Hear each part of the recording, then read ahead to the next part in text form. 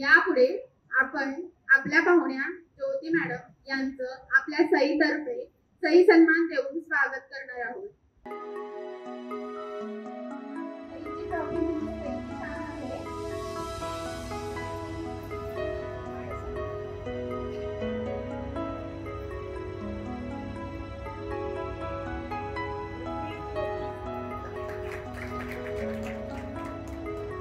रुक्मिणीची ओटी घेऊन त्यांची ओटी भरत आहेत सुवर्णता।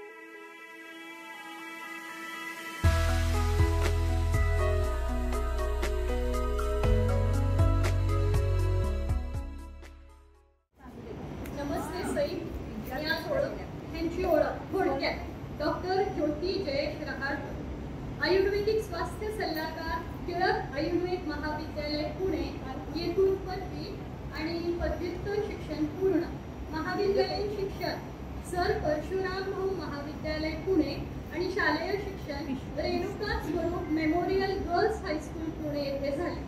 महाराष्ट्रीय मंडळ पुणे येथे वयाच्या 5व्या वर्षापासून दोरीवरील मल्लखांब, योगासने, जिम्नॅस्टिक या क्रीडा प्रकारांचे प्रशिक्षण घेऊन राष्ट्रीय पातळीवर त्यांचा सहभाग, आर्टिस्टिक आणि रिथमिक जिम्नॅस्टिक या प्रकारांचे राष्ट्रीय पातळीवरच्या प्रशिक्षक तसेच आंतरराष्ट्रीय पातळीवरील पंच परीक्षा उत्तीर्ण, दीनानाथ मंगेशकर रुग्णालयात प्रसूतीपूर्व आणि प्रसूती पश्चात तसेच योग आयुर्वेद चिकित्सा तज्ञ, डॉक्टर रहाळकर हेल्थ केअर नावाने महिलांसाठी आरोग्यदालन, स्पोर्ट्स मेडिसिन, प्रतिबंधात्मक औषधी चिकित्सा, अग्निकर्म, मेन्स पेन मॅनेजमेंट यामध्ये त्यांची विशेष रुची, प्राणायाम आणि ध्यान यांचे नियमित वर्ग आणि शिबिरांचे आयोजन, सूत्रसंचालन, काव्य लेखनात रुची, विविध विषयांवरील कवितांचे लेखन, गुंफन या कथा, कविता, गप्पा अशा मनोरंजनात्मक कार्यक्रमांचे पुणे आणि पुण्याबाहेर सादरीकरण। आम्ही मैत्रिणी ह्या स्वलिखित आणि स्वदिग्दर्शित कवितांच्या नाट्यरूप सादरीकरणाचे 12हून जास्त प्रयोग सांगावासं वाटतं म्हणून हा कविता संग्रह मे 2010 मध्ये प्रकाशित। महाकवी कालिदास लिखित मेघदूत या संस्कृत काव्याचा मराठीमध्ये अनुवाद, मेघदूत एक काव्यानुवाद या पुस्तकाचे जुलै 2019 मध्ये प्रकाशन, तसेच स्वकल्पनेतून साकारलेलं मेघदूत संदेश हे पुस्तक प्रकाशित ऑगस्ट 2021। प्राकृत भाषेतील संत श्री ज्ञानेश्वर महाराज लिखित ज्ञानेश्वरीचे सध्या प्रचलित असलेल्या सहज सुलभ मराठी भाषेत अर्वाचीनीकरण, ज्ञानज्योती ओवी पुन्हा नव्याने या ग्रंथाचे ऑक्टोबर 2020 मध्ये प्रकाशन, तसेच 2022 मध्ये द्वितीय आवृत्ती प्रकाशित। ज्ञानेश्वरीवरील स्वलिखित समश्लोकींचे व्हॉट्सअपद्वारे ज्ञानबिंदू या गटांमार्फत ध्वनिफितींचे वितरण, महाकवी कालिदासांच्या ऋतुसंहार या संस्कृत काव्याचा अनुवाद, ऋतुसंहार एक रसानुवाद जुलै 2021 मध्ये प्रकाशित। संत श्री ज्ञानेश्वर महाराज लिखित अमृतानुभव या ग्रंथाचे समश्लोकी लेखन, संस्कृत मधील श्रीमद भगवद्गीतेचे मराठी ओवी छंदात लेखन, श्री हरिवंशराय बच्चन लिखित मधुशाला या हिंदी काव्याचा मराठी अनुवाद आणि श्री रवींद्रनाथ टागोर लिखित गीतांजली या बंगाली काव्याचा मराठी अनुवाद प्रकाशनाच्या वाटेवर, हिंदी इंग्रजी कवितांचे तसेच अनेक संस्कृत सुभाषित अनुवाद, रंगत संगत प्रतिष्ठानचा काव्य प्रतिभा 2021 चा पुरस्कार प्रदान, डॉक्टर ज्योती जयेश रहाळकर। प्रत्येक राष्ट्राचं स्वतःचं असं एक सांस्कृतिक विश्व असतं आणि त्यातच त्यांचं वेगळेपण दडलेलं असतं. आधुनिकीकरणाच्या नावाखाली कुणीच आपली संस्कृती विसरू नये. आपली संस्कृती ही आपली ओळख असते, ती टिकवून ठेवणं हे प्रत्येकाचं कर्तव्य आहे. आणि म्हणूनच सर्व रीतीभाती, सण, उत्सव हे ज्या त्या भूप्रदेशातील ऋतू आणि वातावरणानुसार पारंपरिक पद्धतींनी चालू असतात आणि त्याला मनोरंजनाव्यतिरिक्त सामाजिक आणि शास्त्रीय आधार देखील आहे.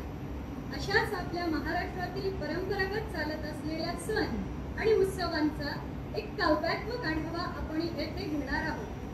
गुढीपाडव्यापासून ते रंगपंचमी अर्थात चैत्र ते फाल्गुन असा हा काव्य प्रवास आपल्याला नक्की आनंद देऊन जाईल. चला तर मग ऐकूया डॉक्टर ज्योती रहाळकर लिखित सण उत्सव का आणि कशासाठी. सर्वप्रथम खूप खूप नमस्कार. आणि आधीचं सादरीकरण तर सुंदर झालं आहे आणि स्त्रीची विविध रूपं म्हणजे गृहलक्ष्मीची असं म्हणूयात आपण, विविध रूपं आपण आपल्या सगळ्या सईंनी सादर केलेली बघितली. सई अर्थात सखी, आणि सखीचं स्थान आपल्या आयुष्यामध्ये किती महत्त्वाचं असतं हे आपल्याशिवाय दुसरं कोणी जाणणार नाही. त्याच्यामुळे तुमच्या मंडळाचं नावच इतकं सुंदर आहे की ज्या मुलांना हे नाव सुचलं आहे आणि 25 वर्ष म्हणजे आता अक्षरशः रजत महोत्सव म्हणायला हरकत नाही की इतकी वर्ष हे मंडळ तुमचं असं भरभराट होऊन मोठं झालं आहे. मोठ्या संख्येने तुम्ही इथे उपस्थित आहात आणि असं आयुष्यामध्ये कधीतरी मैत्रिणींबरोबर वेळ काढायलाच हवा. आणि याच उद्देशाने मला असं वाटतं की जयश्रीताई आणि त्यांची परत जी कोण सखी आहे त्या दोघींनी ह्या विचारांनी 25 वर्षापूर्वी हे मंडळ करायचं रोपटं रोवलं आणि त्याचा वृक्ष झालेला बघायला आज आम्ही साक्षीदार म्हणून इथे आलो आहोत. आणि जयश्रीताई, डॉक्टर जयश्री भाकरे म्हणजे माझ्या एका खूप घट्ट मैत्रिणीची मावशी. आणि माझी जी मैत्रीण आहे तिची आई म्हणजे जयश्रीताईंची बहीण, त्या पण माझी मैत्रीणच आहे असं म्हणायला हरकत नाही. त्याच्यामुळे आता लक्षात येईल की मैत्रीला वयाचं बंधन नाही. म्हणजे माझी मुलगी जेव्हा आता कॉलेजमध्ये गेली तेव्हा ती पण माझी खूप घट्ट मैत्रीण झाली. आणि आपली मुलगी, आपली सासू, आपली कुठली नणंद असेल, कुठलंही नातं असेल तर त्याच्यामध्ये जर मैत्रीचा भाव असेल तर बघायलाच नको, तर मग त्याला वेगळं कुठलं नात्याचं नावही द्यायला नको. तर असं हे सई अर्थात सखी किंवा मैत्रीण या धाग्याने आपण सगळे बांधलेलो आहोत आणि इथे जमलेलो आहोत. आणि जयश्रीताईंना सर्वप्रथम खूप खूप धन्यवाद, कारण त्यांनी आम्हाला आमचं साहित्य इथे सादर करायची संधी दिली. आणि सगळ्यात स्थान महात्म्य म्हणजे जे म्हटलं जातं ते म्हणजे पंढरी. आता पंढरपूरबद्दल मी तुमच्याशी काय बोलणार, पण असं म्हणतात की पंढरपुरातला विठ्ठल हा सर्वांच्या हृदयात राहतो. आणि गेले जवळजवळ 20 ते 25 वर्ष मी काव्यलेखन करते आहे, सूत्रसंचालन करते आहे. तर विठ्ठलावरची अनेक कवनं मी लिहिली आहेत आणि दर वेळेला ते विठ्ठलाचं सादरीकरण करताना माझे डोळे भरून येतात का ते माहिती नाही. खरं बघायला गेलं तर रंगाने काळा, तसं बघायला गेलं तर डोळे अर्धे मिटलेला. म्हणजे असं वाटतं की अरे आपल्याकडे बघतोय तरी की नाही असं वाटावं, पण त्यांनी आपल्याकडे बघायची गरज नाहीये कारण तो आपल्या हृदयात आहे. तर मी जेव्हा जयश्रीताईंना म्हणलं की पंढरपूर सारख्या स्थानावरती येऊन कार्यक्रम सादर करणं ह्यापेक्षा आयुष्यामध्ये कुणालाच इतकी मोठी शाबासकी मिळाली नसेल. त्यामुळे आम्हाला खूप भाग्यवान समजतो की अशा पवित्र तीर्थक्षेत्री येऊन आम्हाला आमचं साहित्य, आमच्या कविता तुमच्या समोर मांडता आल्या, आमच्या मनातले भाव तुमच्याकडे मोकळे करता आले. तर सर्वप्रथम जयश्रीताईंबरोबरच तुम्हा सर्वांना सुद्धा खूप खूप धन्यवाद. अजून एक छोटीशी पर्सनल गोष्ट मला सांगायची आहे, ती म्हणजे माझी सख्खी जाऊ म्हणजे मधुरा देशपांडे, तिचं आजोळ पंढरपूर आणि तिच्या कौतुकापोटी आपल्या भाचीची जाऊ इथे येऊन कार्यक्रम करणार म्हणून तिची मावशी आणि मामी आवर्जून इथे आलेल्या आहेत. तुमच्या मंडळामध्ये आल्या त्या माझ्यासाठी आणि माझ्या भाचीसाठी त्यांचंही खूप खूप स्वागत आणि खूप खूप धन्यवाद. तुम्ही अत्यंत प्रेमाने इथे आला. त्याच्यामुळे मधुराकडून आम्ही ऐकलं की पंढरपूर काय आहे. सगळे लोक एकमेकांना बांधलेले आहेत आणि एक थोडंसं असं वाटतं की अख्ख्या महाराष्ट्रातनं दिंड्या करून करून वारीतनं चालत चालत एवढे शरीराला कष्ट घेऊन पण पांडुरंगाचा ध्यास ठेवून एवढा समाज इथे लोटत असतो. तर तो ज्या धाग्यांनी जोडून इथे येतो तोच धागा या गावातल्या प्रत्येक नागरिकांनी नक्की जपला असणार आहे आणि तीच ओढ अख्ख्या महाराष्ट्रात कुठेतरी पसरते. आणखी ती एकादशीच्या वेळेला आपल्याला सगळ्यांना बांधून इकडे ठेचून आणले अक्षरशः. तर प्रस्तावना खूप लांबली असं वाटतंय पण आज मनातले भाव बोलण्याची संधी मिळाली म्हणून बोलून घेतलं. तर कार्यक्रमाची सुरुवात आपण करतो आहोत. तर प्रस्तावनेमध्ये जेव्हा ताईंनी सांगितलं की सण उत्सव का आणि कशासाठी, तर जयश्री ताईंनी मला असं सांगितलं होतं की कुठला तरी एक टेक होम मेसेज प्रत्येक स्त्रीला मिळाला पाहिजे घरी जाताना आणि अशा दृष्टीने साहित्य असू दे. म्हणजे नुसतं निखळ मनोरंजन नको, हसून यायचं 4-5 तास मज्जा करायची आणि घरी जायचं असं नको. आहे आपल्या ह्याच्यातलं काहीतरी शोध आणि बोध हा पण घेता आला पाहिजे. हे तुमच्या मंडळाचं उद्दिष्ट ते तर मला खूपच भावलं. म्हणजे नुसतं कॉमेडी शो करायचा, हसवायचं, वेडेवेगळे नाच करायचे, मज्जा घ्यायची आणि घरी जायचं. तर त्या आनंदाला अर्थ आहे नाही असं नाही, पण किती वेळ. तर तो आनंद आयुष्यभर आपल्याला त्याच्यात रंगवून ठेवू शकत नाही. पण त्या साहित्यामध्ये अशी काहीतरी ताकद पाहिजे की ज्याच्यामध्ये कुठला तरी एक उद्देश आहे, ज्याच्यामध्ये अध्यात्माचा टच आहे.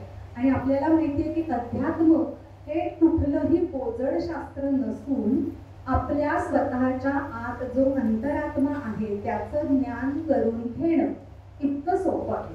म्हणजे थोडक्यात आपल्या आत एखादी गोष्ट आहे पण ती काय आहे हेच आपल्याला माहिती नाही. मग इतकं बेसिक आहे की ती काय आहे समजून घेणं आणि ते समजून घेणं म्हणजे काय तर अध्यात्म.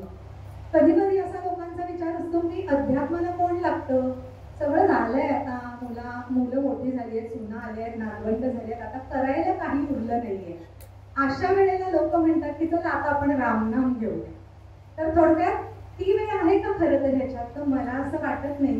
कारण काय की साक्षात भगवंतांनी सांगितलेली भगवद्गीता संत ज्ञानेश्वरांनी जर का 16व्या वर्षी लिहिली असेल आणि मराठीत आणून लोकांना सोपी करून सांगितली असेल तर इतक्या कोवळ्या वयाच्या मुलाला सुद्धा त्याचं गमक व्हावं, त्याच्याबद्दल इच्छा उत्पन्न व्हावी. याचा अर्थ अध्यात्माचं ज्ञान करून घेण्यासाठी खरंच कुठलं वयाचं बंधन नाही लागणार. सगळ्यांना पटतंय का हे? तर थोडक्यात वयाचं बंधन ना मैत्रीला ना अध्यात्माच्या अभ्यासाला, या 2 मुद्द्यांपर्यंत आपण पोहोचलो. आता असं वाटतं की आपली संस्कृती म्हणजे काय, तर संस्कृती ही प्रत्येक राष्ट्राची, प्रत्येक कुठल्याही प्रदेशाची ही ठरलेली असते आणि ती त्या राष्ट्राची किंवा त्या भूभागाची जाण असते. कारण त्याची ओळख म्हणजे त्याची संस्कृती असते. तर थोडक्यात आपली संस्कृती जपणं हे आपल्याशिवाय दुसरं कोणीही आपल्यासाठी करणार नाही. आधुनिकीकरणाच्या नावाखाली आपण जर का आपली संस्कृती विसरायला लागलो तर मग आपल्याच कुठेतरी मुळावरती आपण घाव घालतोय हे समजायला हरकत नाही. कितीही मॉडर्न होऊया, भले वेळ आली असेल तर लेगिंग घालू, कुर्ते घालू, स्विमिंग सूट घालू, पाण्यात उड्या मारून मस्त पोहायचा आनंद घेऊ, तिथेही आपण मागे पुढे बघणार नाहीयोत. पण ज्या वेळेला आपल्या सणावारांना ज्या रीती रिवाज चाली आहेत त्या आपण जर पाळल्या तर ते सगळ्यात मोठं आपण आपल्या पुढच्या पिढीसाठी करून ठेवलेलं कार्य असणार आहे. आपण नाही केलं तर आपली मुलं नाही करणार आहे आणि आपली मुलं नाही करणार तर त्यांचीही मुलं नाही करणार आहे. आणि जिथे संस्कृतीचा अंत होतो तिथे तो समाज संपून जातो असं संतांनी कधीच नाही सांगितलं. त्याच्यामुळे आपली संस्कृती जपणं हे आपल्या पिढीच्या हातात आहे. आणि थोडे बदल ओके, काही प्रॉब्लेम नाही, करा, पण त्याची पाळं मुळं तोडू नका. म्हणजे मला असं वाटतं की आता वडाच्या पूजेबद्दल मगाशी आपण थोडंसं ऐकलं तुमच्या सादरीकरणामध्ये उखाण्यात. तर वडाच्या झाडाखालती जाणं हे जे एक रिच्युअल आहे किंवा ही जी एक परंपरा आहे त्याच्या मागेही काहीतरी शास्त्र आहे, ते आपल्या कवितांमधून येणारच आहे. पण थोडक्यात आजकाल काय करतात, वडाचंच एक छोटंसं काय फांदी काढून आणतात आणि ती घरामध्ये ठेवून पूजा करतात. तरी ओके, पण ती फांदी कोणी काढायला जावं, जिला पूजा करायची आहे तिने. कुणीतरी हे जा रे राम्या मला फांदी काढून आणून दे. मग त्या वडाच्या झाडाच्या जवळ जाण्याचे फायदे राम्याला मिळणार आहे, आपल्याला नाही मिळणार आहे. म्हणजे तो जो मूळ उद्देश आहे का हे करायचं त्यालाच आपण कुठेतरी छेद देतो आणि आपल्या काहीतरी घटित कल्पना राबवत आपली संस्कृती जोपासत असतो. तर मला असं वाटतं की प्रत्येक सण आणि उत्सवाला काहीतरी शास्त्रीय आधार आहे. आणि खूप मला सांगायला आता आनंद वाटतो की गेल्या 10 वर्षामध्ये भारताच्या बाहेर कारणाकारणाने माझं खूप फिरणं झालं. पण आपला भारताचा प्रदेश अक्षरशः निसर्गाने ब्लेसिंग्स देऊन, शॉवरिंग द ब्लेसिंग्स अशा पद्धतीमध्ये बनवलेला आहे. अगदी माफक उन्हाळा, माफक पावसाळा, माफक थंडी आणि असा हा भूभाग इतक्या सौंदर्याने नटलेला आहे. त्याच्यामुळे इथले ऋतू, इथले दिवस आणि इथली माणसं इतकी सुंदर आहेत आणि म्हणूनच भारतात एवढी गर्दी आहे. तर परदेशात बघितलं तर एक्स्ट्रीम आहे, प्रचंड थंडी आहे, प्रचंड पाऊस, पाऊस की पाऊसच, उकाडा तर उकाडाच आणि पाऊस तर बेभरवशाचा इतक्या ठिकाणी पाहिलंय. तर थोडक्यात ऋतुमानानुसार सुद्धा आपले सण आणि वार कसे डिव्हाइड केले हे सुद्धा आपल्याला आजच्या सादरीकरणातून बघायला मिळणार आहे.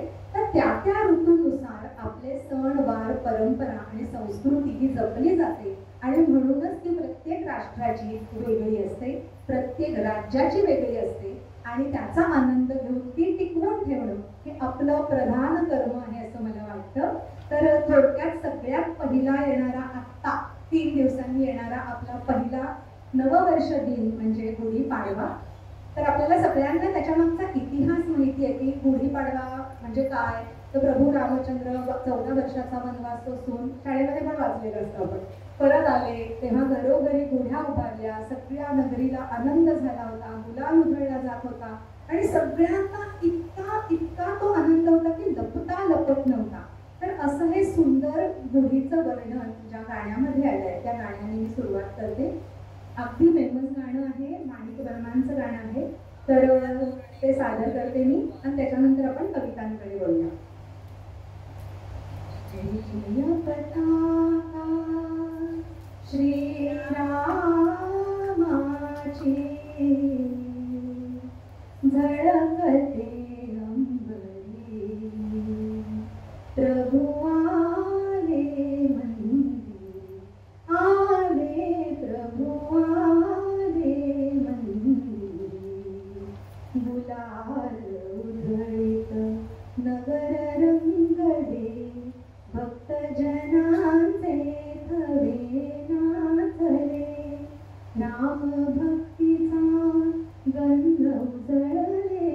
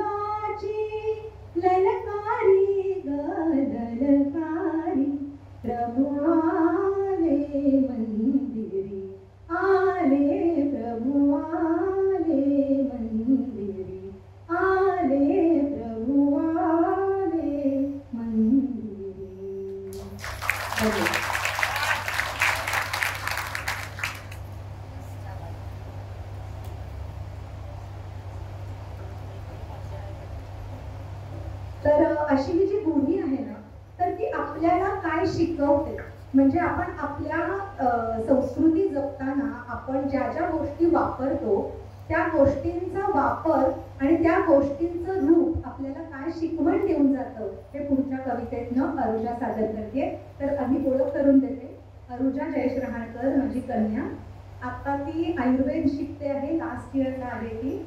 आणि तिचं आता म्हणजे परीक्षा आहे पुढच्या महिन्यात, पण तरी पंढरपूरला आणि कवितांचा कार्यक्रम म्हणून त्याच उत्साहाने ती माझ्याबरोबर सादर करण्यासाठी आली आहे. आणि तिची वेगळी ओळख म्हणजे मी तर कविता करते, पण ती स्वतःही कविता लिहिते, इंग्लिश लिहिते, मराठी लिहिते, उत्तम सादर करते आणि थिएटरमध्ये म्हणजे नाटकांमध्ये ती कामं करते, शॉर्ट फिल्म्स करते आणि भरतनाट्यममध्ये तिने तिचं अरंगेट्रम पूर्ण केलं आहे आणि आता ती कथकचे धडे गिरवते. तर थोडंसं डान्सिकल म्हणजे नृत्याचं प्रेझेंटेशन पण आपण करणार आहोत. तर आरुजा आपल्या पुढे डान्स पण करून दाखवणार आहे. तर असा बहारदार कार्यक्रम करूया आणि चला तयार होऊया.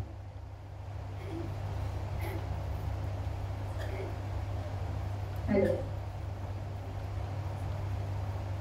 एक गुढी ही सजवू ऐशी अनंत पटजळू निजवरती, रसाळ मधुर गाठी समती वाणी असो प्रत्येकाची, साथ असू दे आरोग्याच्या हिरव्या कडवट लिंबाची, साथ असू दे आरोग्याच्या हिरव्या कडवट लिंबाची, गंधित माला सुमनांची ती प्रसन्न ठेवो चित्तासी, घालू त्यावर भांडे पालथे नको वाच्यता दुःखाची, घालू त्यावर भांडे पालथे नको वाच्यता दुःखाची, सामावून हो घेऊ सकला वृत्ती असो एकोप्याची, अशी असू दे उन्नत काठी उंच मान हिंदुत्वाची, अशी असू दे उन्नत काठी उंच मान हिंदुत्वाची, हिंदू नववर्षाची झळको निशाणी सुंदर घरोघरी, निशाणी सुंदर घरोघरी.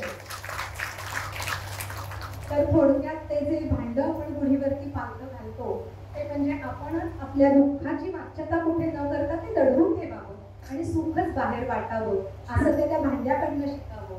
गाठीची गोडी आपल्या वाणीमध्ये असावी.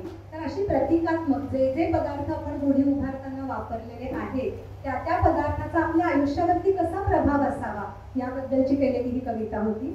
आता गुढी उभारल्यानंतर चैत्र शुद्ध प्रतिपदा अर्थात गुढीपाडवा, घरोघरी एक आमरसपेक्षा श्रीखंडाचं त्या दिवशी खूप जास्त महत्व असतं. आता इथे मला सांगायला आवडेल की श्रीखंड हा जो पदार्थ आहे हा आयुर्वेदात आणि जुन्या पुराणात सुद्धा आपल्याला बघायला मिळतो. त्याला रसाला असं नाव आहे. रसाला म्हणजे गोड दह्यामध्ये साखर आणि केशर ढवळून ढवळून मिक्स करून तो पदार्थ खायचा आणि तो श्रीकृष्णाचा सगळ्यात आवडता पक्वान्नातला पदार्थ आहे असं म्हटलं जातं. ज्याला आपण आता श्रीखंड म्हणतो त्याला पूर्वी रसाला म्हणायचे. रस या नावातच येतं की भरपूर माधुर्य आहे आणि भरपूर ओलावा आहे. तर असा हा रसाला किंवा श्रीखंड चैत्रातच का बरं खातो तर चैत्र आणि वैशाख ग्रीष्म ऋतू. तर हवेमधला उकाडा वाढलेला आहे आणि आता शरीरामध्ये काहीतरी थंड पदार्थ आपल्याला दिला पाहिजे यासाठी आपण चैत्रामध्ये श्रीखंड खाणं करून सुरुवात करतो आणि त्याने शरीराला आणखीन आपल्या चित्ताला आनंद आणि आरोग्यही मिळतं. त्याच्यानंतर बरोबर तिसऱ्या दिवशी आपल्याकडे चैत्र गौर बसवली जाते. तर त्या चैत्र गौरीचं एक छोटंसं गाणं केलेलं आहे मी. हा आणि आता गंमत बघा कशी असते. मग अशीच आपण बोललो की आपला वारसा किंवा आपली संस्कृती आपण पुढच्या पिढीकडे द्यायची असते. तर 2-3 वर्षापूर्वी मी कुठेतरी एका कॉन्फरन्सला गेले होते आणि त्यावेळेला मी आरुषाला सांगितलं चैत्र गौर आहे बरं का तिसऱ्या दिवशी. तर आता पुढची गंमत आहे का ती काय सांग. आणि मी लहानपणापासून बघितलं होतं आई कशी पूजा करते, गौरी कशी बसवतात आणि आई मला 2-3दा सांगितलं होतं तुला जमेल ना, फार काही अवघड नसतं, आपण जशी नेहमी पूजा करतो तशी पूजा करायची, आरती म्हणायची आणि काहीतरी तुला वाटेल तो नैवेद्य दाखव, खडीसाखर दाखवलीस तरी चालेल. पण मी खूपच एक्साइट झाले की माझ्यावर खूप मोठी जबाबदारी आहे यावर्षी आणि मला हे सगळं माझं पार पाडायचं आहे. तर एक असं रेडी मिक्स किंवा इझी टू कुक हळदीरामचा मूगडाळ हलवा वगैरे मी पॅकेट घेऊन आले की आता मी ह्याचा नैवेद्य करीन आणि फुलं घेऊन आले आणि अशी तशी तयारी करू असं तसं. आणि बसवली, गौर बसवली, छान पूजा केली, फोटो काढले, नैवेद्य दाखवला. आणि आई नव्हती त्यामुळे मी आणि माझा भाऊ माझ्या मामीकडे जाणार होतो. ती म्हणली होती जेवायला या. तर मी गेले तर मी म्हणलं हे बघ तुझ्यासाठी मी प्रसाद घेऊन आले. ती म्हणली कुठला प्रसाद? म्हणलं अगं आज मी देवी बसवली एकटीने. ती म्हणली तू आज बसवलीस? आज चैत्र रे. आणि मग तिथे जाऊन आतमध्ये कालनिर्णय वगैरे बघितला आणि ती म्हणली अगो उद्या बसते गौरी आपल्याकडे. ती म्हणली मला तो प्रश्न पडला की मी विसरले की काय आज बसवायची. मी आईला म्हटलं की अगं आई आजच दिवस पण टाकले देवी आता. तर ती म्हटली जाऊ दे या वर्षी आपल्याकडे देवी एक दिवस जास्त राहील. त्याच्यामुळे त्या गडबडीमध्ये आणि त्या एक्साइटमेंट मध्ये का होईना ते माझ्याकडनं झालं आणि ते मला तर आयुष्यभर लक्षात राहील. तर आपण त्याच्याबद्दलचं जे आईनी रचलेलं गाणं आहे त्यात आपण ऐकूया. चैत्र मास हा तृतीयची तिथी, आज स्थापूया गौरी गोजरी, सजवू पाळणा देव्हाऱ्यामध्ये, झुलवू गौरीला गीत गाऊनी, पार्वती तुझी गोड मूर्ती, राहुलोचनी अतीव भाग्याची, माहेरी आली आज लेकती, स्वागतातिची माय चौकटी, लेपुया तिला लेप चंदनी, हळदी कुंकुम लावूया भाळी, पोटीत तिच्या चळे टपोरी, कैरीचे पणे आंबा डाळही, देवी ही अशी लाडकोडानी,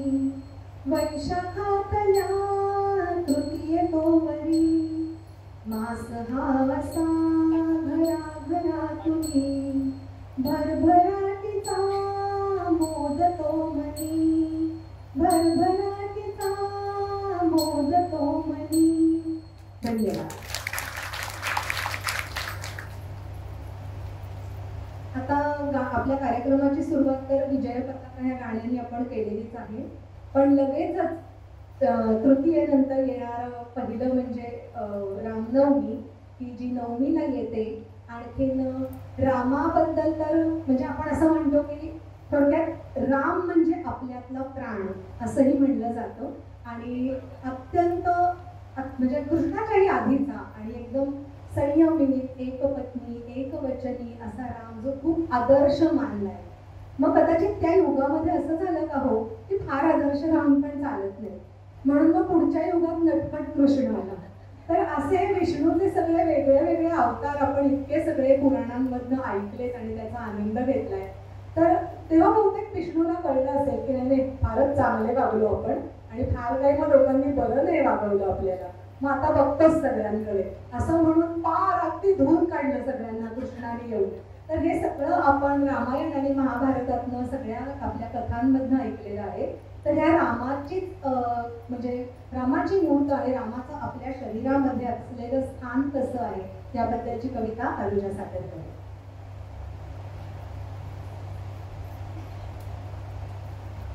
पानातली सळसळ म्हणजे राम, फुलातला सुगंध म्हणजे राम, हृदयातली धडधड म्हणजे राम, बिंदूतील चिंतन म्हणजे राम, प्रेमाचा पाश म्हणजे राम, कामाचा ध्यास म्हणजे राम, सौंदर्याचं लेणं म्हणजे राम, निसर्गाचं देणं म्हणजे राम, काळ वेळ म्हणजे राम, उत्पत्ती स्थिती लय म्हणजे राम, आयुष्याचं सार म्हणजे राम, चैतन्याचं प्रतीक म्हणजे राम, देह ठेवतो एखादा तेव्हा तो म्हणतो राम, देह ठेवतो एखादा तेव्हा तो म्हणतो राम, आणि आपण म्हणतो त्यात आता उरला नाही राम, उरला नाही राम. थोडक्यात असं होतं का हो की आपल्याला बघा ना दुःखाचं काही झालं किंवा खूप कोणीतरी भांडलं किंवा काहीतरी संकट आलं की आपण देवाचा धावा करतो की नाही, किंवा असं म्हणतात भीती वाटली तर राम राम राम राम राम राम असं म्हणतो. आता रस्त्यातनं काही कोणीतरी असं समोर एकदम कुत्र वगैरे आलं किंवा एखादी गाडी आली आणि घट्ट डोळे मिटून आपण राम राम राम राम राम राम म्हणतो. म्हणजे कुठला धोका आला आयुष्यात, कुठलं दुःख कोसळलं तर आपल्याला रामाची आठवण होते नाही का. आणखीन असं म्हणतात की संध्याकाळी जरा एकटं वाटतं, थोडं विमनस्क वाटतं, मग रामरक्षा लावली. रामरक्षा लावली की मनोबल वाढतं. तर ह्या सगळ्या ज्या भावना आपल्या आहेत तेव्हा आपल्याला देवाचं स्मरण होतं. तर मग इतर वेळी काय होतं ह्याबद्दलची पुढची कविता आम्ही दोघे मिळून सादर करू. पहिला भाग ऐकूया.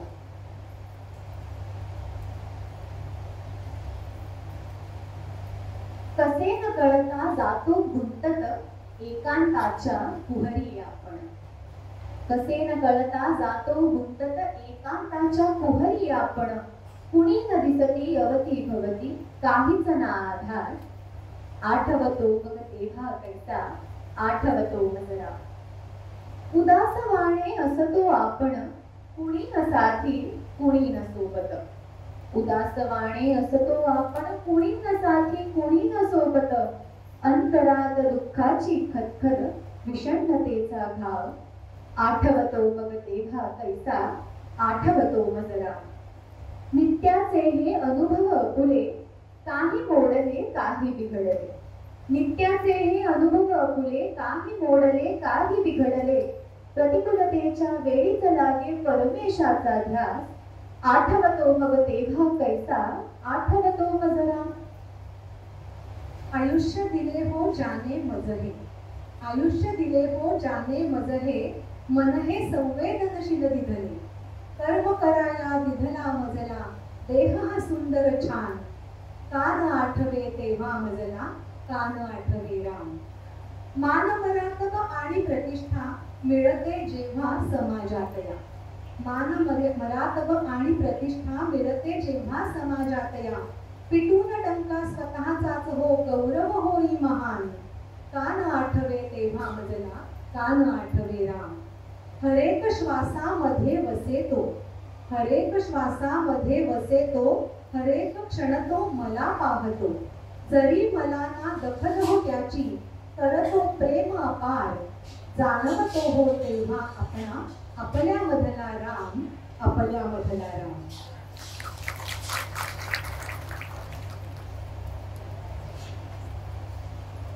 आता ह्याच्यानंतर 3.5 मुहूर्तांमधला येणारा तो म्हणजे अक्षय तृतीया. तर अक्षय तृतीयेचा दिवस असं म्हणतो की 3 गोष्टी ज्या आहेत ना त्या आपल्याकडे खूप सांगितले. त्रिलोक, स्वर्ग पृथ्वी आणि पाताळ, किंवा त्रिदोष वात पित्त आणि कफ. आणि अजून महत्वाचं म्हणजे त्रिगुण सत्व रज आणि तम. तर ह्या 3 आकड्याचं महत्व खूप भारी आहे. म्हणूनच कदाचित अक्षय तृतीयेचा दिवस हा खूप भारी समजला जात असेल. आणि जी मगाशी चैत्रगौर बसवली ना आपण झुल्यामध्ये ती अक्षय तृतीयेपर्यंत आपण ठेवतो. आणि एक तुम्हाला असं विचार केल्यावर आठवतं का की चैत्रगौरीच्या वेळेला आपण कैरी ठेवतो तिच्या पुढे. त्याचं कारण झाडावरती छान हिरव्या गार आम्र रसाच्या गच्च भरलेल्या थोड्याशा ईषत आंबट कैऱ्या डोलायला लागलेल्या असतात. आणि असं म्हणतात की निसर्गात जे आहे ना ते सगळं तुम्ही देवाला अर्पण करा. आणि शेवटी काय नाव देवाचं आणि नाव आपलं असंच होतं. म्हणजे आपण देवाला नैवेद्य दाखवतो पण देव थोडी खातो आपणच. पण त्याचा आठवण ठेवायचा असतो. जे जे पिकतं जे जे उगवतं ते देवाच्या साक्षीने आपण ग्रहण करायचं असतं. आणखी मला अगदी स्पष्ट आठवतंय की भगवद्गीतेमध्ये कृष्ण अर्जुनाला सांगतो की म्हणजे जेव्हा की विश्वरूप दर्शन दाखवत होतो त्याला आणि अर्जुन स्थिमित होतो आवाक होतो आणि त्याला इतकं गिल्टी वाटतं की अरे तू यादवातला आमच्यापेक्षा खालचा म्हणून आम्ही तुला पत्रावळी उचलायला लावल्या. आम्ही तुला खूप वेगळी वागणूक दिली, घरातली कामं करायला लावली आणि तू इतका मोठा आहेस आणि आता मला इतकं शर्मिंदगी वाटतेय की मी तुला इतकं कसं गृहीत धरलं होतं.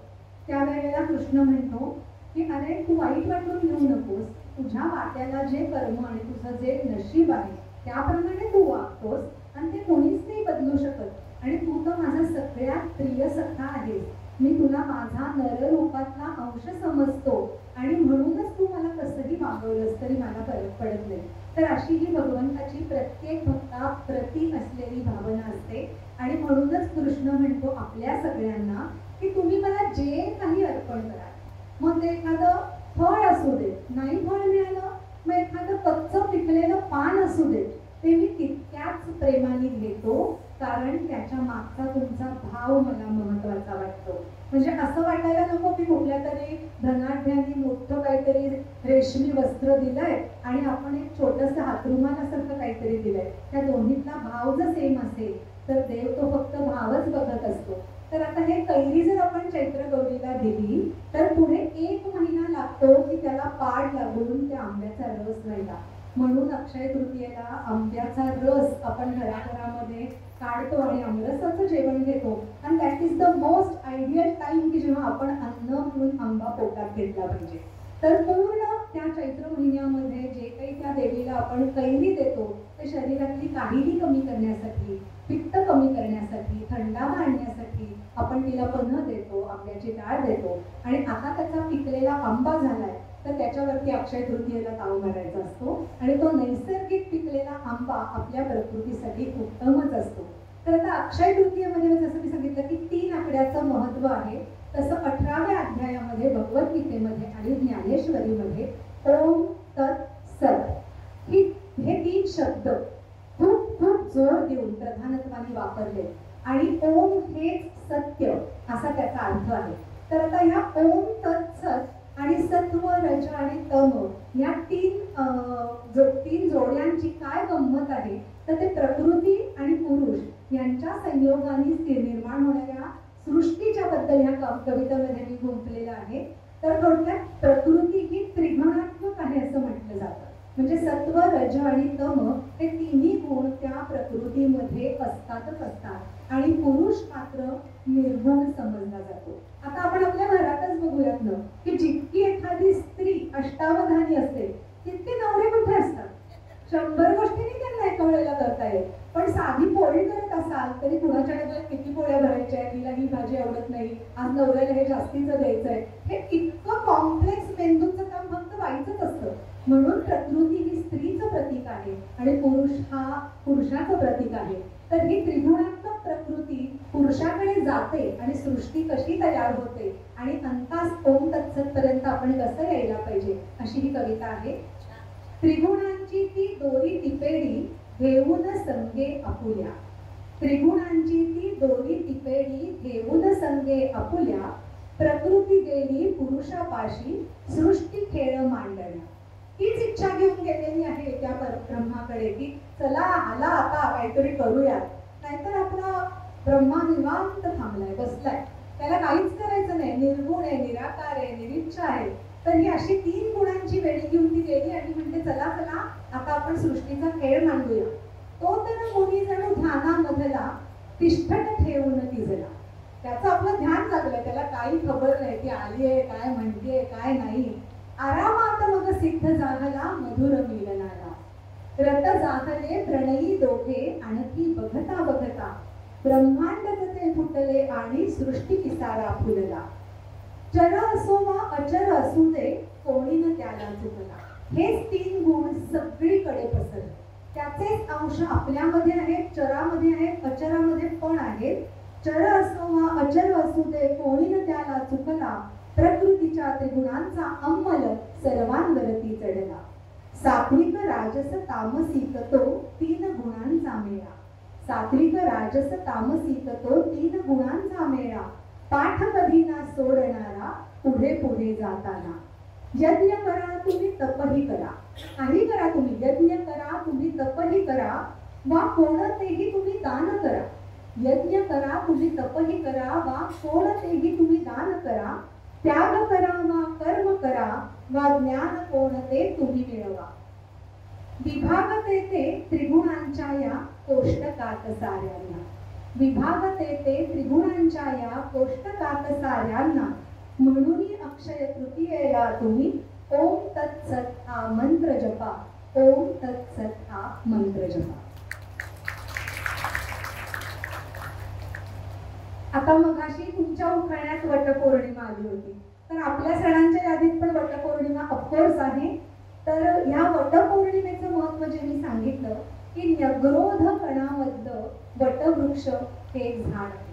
तर न्यग्रोध गण म्हणजे आयुर्वेद असं सांगतो की कुठल्याही पानाला तोडलं तर त्याच्यातनं चीक येते.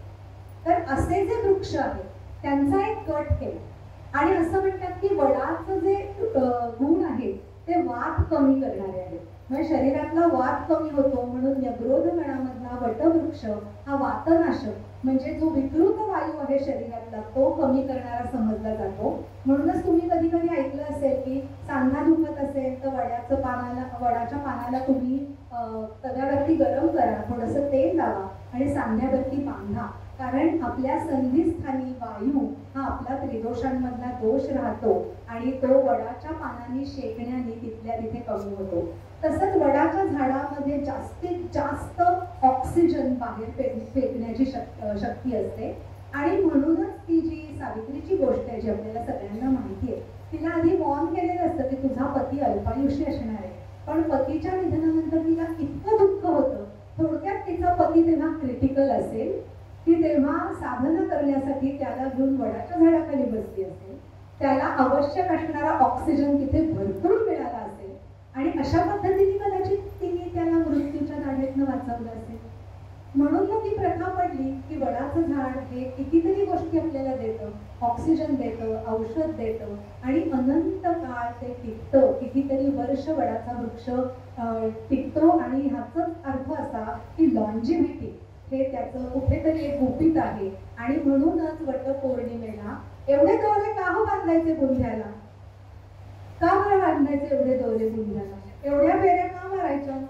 एक तर बुंधा मोठा असतो, एक फेरी मारायला खूप वेळ लागतो, म्हणल्यावरती एवढ्या चक्रा मारायच्या म्हणजे थोडक्यात तिथे तुम्ही जास्तीत जास्त काळ व्यतीत करणं अपेक्षित आहे, तर तिथे जाण्याचे फायदे तुम्हाला मिळतात. म्हणूनच ती फांदीची गंमत मगाशी मी सांगितली. फांदी काढायला तरी का होईना पण 2 मिनिटं जा आणि अशा रीतीने जर आपण आपल्या संस्कृतीला आणखी सणावारांना जपत गेलो तर आपल्याच आरोग्यासाठी ते चांगलं आहे असा ह्याच्यातनं आपण बोध घेऊया. 2 छोट्याशा वडाच्या कविता आहेत. अगेन वडाच्या झाडाकडे बघून त्याच्यातनं काय शिकू शकतो अशी संकल्पना त्यात मांडली आहे. सादर करते आयोजक. आधारवड होऊन तुझं माझ्या आयुष्यात येणं, आधारवड होऊन तुझं माझ्या आयुष्यात येणं, तुझी पारंबी होऊन माझं अलगद जुळणं. वडा पारंब्यांनी संसार वृक्षाचं डेरेदार होणं, वडा पारंब्यांनी संसार वृक्षाचं डेरेदार होणं, चिरकालाच्या सोबतीत गुण्या गोविंदाने राहणं. शरीर थकतं तसंच मनाचंही थकणं, शरीर थकतं तसंच मनाचंही थकणं, तेव्हा तुझाच आधार घेऊन मी तुला उलट आधारणं. असं हे नातं वडा पारंब्यांचं. 7 जन्माचं नाही ठेव, पण या जन्मी तरी हक्काचं, या जन्मी तरी हक्काचं.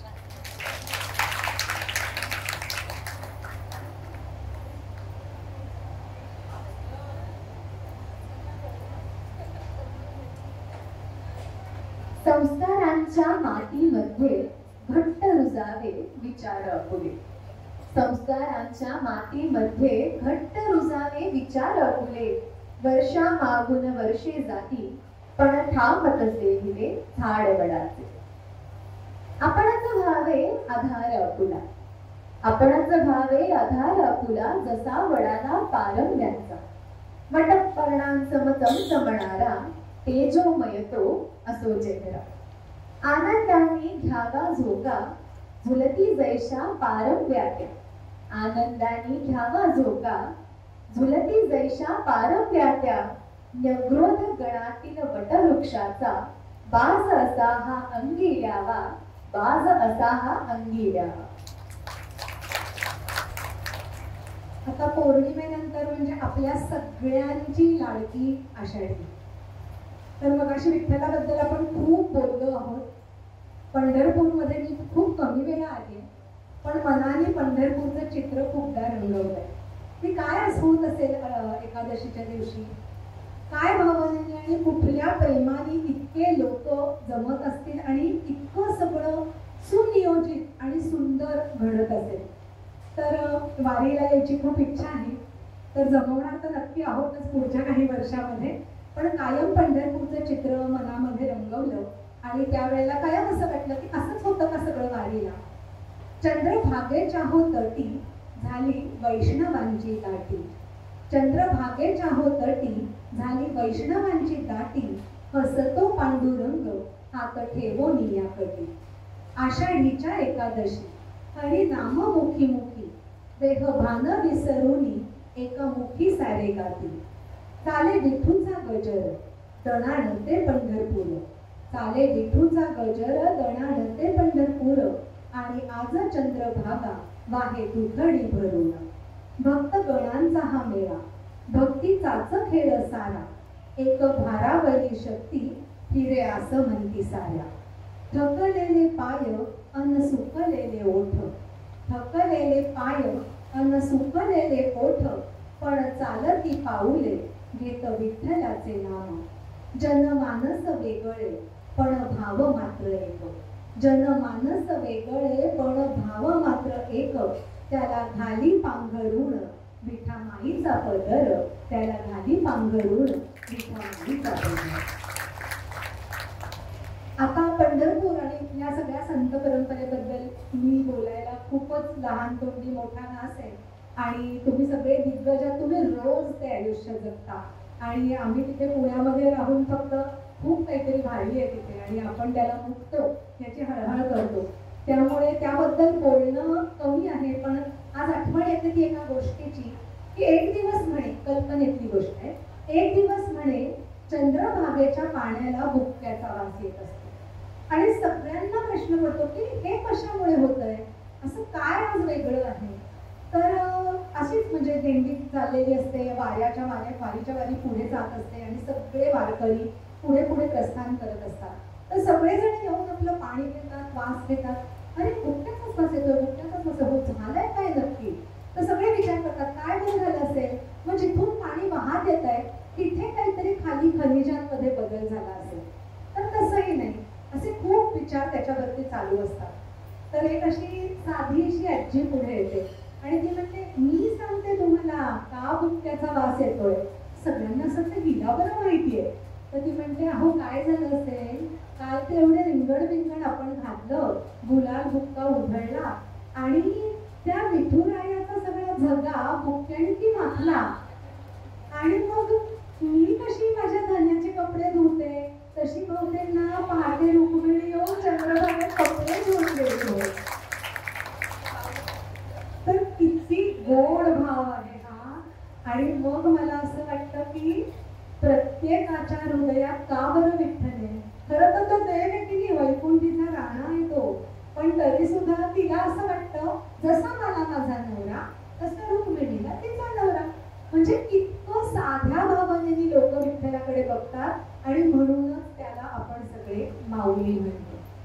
तर अशी जी श्रद्धा आहे, अपार श्रद्धा आहे, की तो मला माझाच वाटतो, तो मला देव वाटतच नाही. मी त्याच्यावर चिडू शकते, त्याच्याशी भांडू शकते आणि त्याच्यावरती रुसू पण शकते. किंवा कुठलाही भक्त जसं आपण आपल्या घरच्यांवरती चिडचिड करू, थैथय करू, तसा देवाजवळ जाऊन जाब विचारू शकतो. आणि इतकं जर हे गोड नातं मला नाही वाटत इतर कुठल्या देवांबद्दल पुन्हा भक्ताक्षी असेल. तर अशीच ही आपली सगळ्यांची माहितीतली आणि लाडकी जनाबाई आणि तिची गोष्ट ही इतकी फेमस आहे. तिची जेव्हा गोष्ट मी आठवली तेव्हा मला इतकं त्या कथेला कवितेमध्ये बांधायचा मोह झाला. आणि मग ते सगळं असं भरभर भरभर भरभर डोळ्यापुढे गेलं की काय झालं होतं नक्की. तर नामदेवांनी एकदा म्हणे तिला असं सांगितलं होतं मी जरा आज गडबडीत आहे, आजचं प्रवचन तू कर. आणि मग ती तर बिचारी अशी भांबावली, कधीच काही केलेलं नाही, पहिल्यांदाच करायचं, मग होणार कसं माझ्याच्याने. आणि नामदेवाचा पत्ताच नाही. मग विचारणार तरी कोणाला. आणि लोक तर जमायला लागले.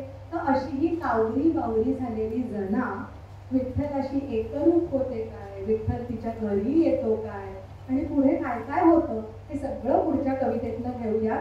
आम्ही मैत्रिणी म्हणून जो आम्ही कार्यक्रम करायचो त्या कार्यक्रमामध्ये ही कविता आम्ही दृश्य रूपात सादर करायचो.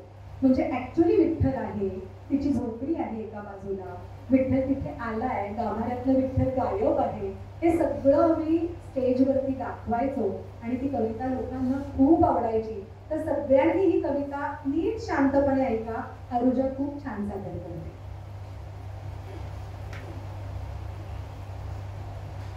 जनी म्हणे नामदेवा असं केलास तू कुठे, झाली कीर्तनाची वेळ जन समुदाय लोटे.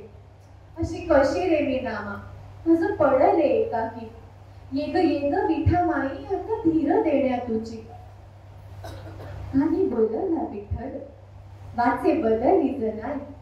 चंद्रभागा थेंबो थेंबी जणू नाचे थोई थोई. बोला पुंडलिक वरदे श्री ज्ञानदेव पंढरीनाथ महाराज की. आज धन्य झाली जरा झोप उडालीच पाय. त्यात सावळा विठोबा उभा ठाकला समोर. जणी बोले भारावून पांडुरंग करी स्मित. कंठाशेला उतरवून हरी बैसला खुशाल. पहाटेची होता वेळ जणी निजे पळभर. विठुमाई घाई घाई निघे घोंगळे घेऊन. कंठाशेला कोपऱ्यात जनाईच्या झोपडीत. गाभाऱ्यात कोलाहल जणी वर येईयाळ. न्याय निवाड्याच्या गोष्टी जनपूर्ण ती चोरटी. तिला खुशाल ओढून सारे सुळावर नेती. अशी कारे पांडुरंगा घेशी माझी रे परीक्षा. असं भेटीची रे तुझ्या पण आळ नको वृथा. जिने जगले मी माझे मुख्य नाम फक्त तुझे. कधी वागले ना खोटे जरी पायाखाली काटे. ही झोळी पामराची त्याचा नको दाणा पाणी. एक दान देसी देवा तुझ्या पायाची मी दासी. नको आळ हा कपाळी नको आळ हा कपाळी जणी जवळ तिथे पडी. हा कलंक पुसाया धाव घेशी ग काहरी. आता धाव धाव देवा तुझा करू ते मी धावा. हृदयात जपते मी नामस्मरणाचा ठेवा. तूच दिलेस हे दान भक्तीचे हे वरदान. नाता रे सावळ्या कुठे बसशी दडून. ही भाव भक्ती खोटी सज्जनाच्या माथी काठी. अशी कशी पांडुरंगा तुझी तरा उफराटी. इथं क्यात घडे काय नभ अंधारू नये. काळे सावळेसे मेघवर जमून या येती. पुढे विजांचा कल्लोळ आकाशात लखलखाट. एक तेज विखुरला थेट धावे सुळावर. तो तीक्ष्ण लोहस्तंभ हिरघळी क्षणातच. बरसले नभ भक्ती रसाचा पाऊस. चिंब भिजली जना वर नभाकडे पाह. ढगातल्या विठाईचे दिव्य दर्शन दिले. धन्य धन्य नामदेव धन्य जनाई. पंढरीत भक्तगण दिव्य जळात नाहती. दिव्य जळात नाहती.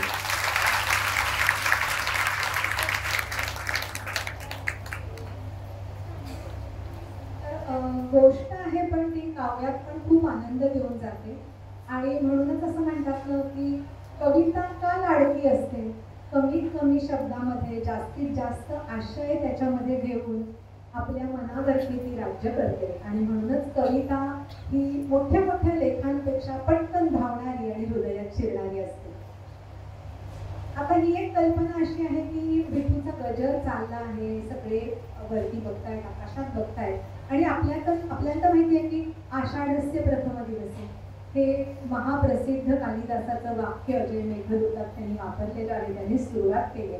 तर आषाढामध्ये आकाशामध्ये ढग जमायला सुरुवात होते आणि थोडीशी जी ग्रीष्माची धग आहे ती कमी होते. आणि म्हणूनच कदाचित परमेश्वराला ही काळजी आहे का की जे वारकरी आहेत जे थकतायत पाय पोळतायत त्यांना खूप गरम होत आहे घामाच्या धारा लागल्या तर एखादी थोडीशी पावसाची सर दिली की त्यांना कसं छान वाटेल प्रसन्न वाटेल आल्हाददायक वाटेल. तर असे हे वारकरी आकाशामध्ये ढग जमले तर त्यांना वाटतं की एक ढग बहुतेक विठ्ठलासारखा दिसतो. म्हणजे जर का मेघदूतामधल्या त्या यक्षाला एक ढग जर हत्तीसारखा वाटला तर वारकऱ्यांना एक ढग विठ्ठलासारखा वाटायला काहीच हरकत नाहीये. तर तोच त्यांना थंडावा देणार आहे जललहरींची एक सुखद अनुभूती देणार आहे. तर अशा आशयाची ही पुढची कविता आहे. आज विठ्ठला गजर चालला तव नामाचा ऐसा. आज विठ्ठला गजर चालला तव नामाचा ऐसा. बोला विठ्ठल जय हरी विठ्ठल जय जय बोला विठ्ठल बोला. बोला विठ्ठल जय हरी विठ्ठल जय जय बोला रंग तो अवघा होऊन श्यामल काळा, काकळ काळा रंग तो अवघा होऊन श्यामल काळा, आकाशी त्या दाटून आल्या मेघांच्या सावल्या, आकाशी त्या दाटून आल्या मेघांच्या सावल्या, त्यातच दिसते आकृती आम्हा तुझीच विठुराया, त्यातच दिसते आकृती आम्हा तुझीच विठुराया, बोला विठ्ठल जय हरी विठ्ठल जय जय विठ्ठल बोला, बोला विठ्ठल जय हरी विठ्ठल विठ्ठल विठ्ठल बोला, तव प्रेमाच्या सरीच अवघ्या भिजवीती धरतीला, तव प्रेमाच्या सरीच अवघ्या भिजवीती धरतीला, आषाढाचे जलसुख आता तृप्ती देईल आम्हा, असाच दे तू विठुराया रे भक्तांना आसरा, असाच दे तू विठुराया रे भक्तांना आसरा, बोला विठ्ठल जय हरी विठ्ठल जय जय विठ्ठल बोला, बोला विठ्ठल जय हरी विठ्ठल जय जय विठ्ठल बोला, जय जय विठ्ठल बोला, जय जय विठ्ठल बोला. आता पुढची आषाढ पौर्णिमा अर्थात गुरुपौर्णिमा. तर असं म्हणतात की गुरु हा नशिबात असावा लागतो आणि ज्याला गुरु मिळतो त्याचं आयुष्य धन्य झालं असं म्हटलं जातं.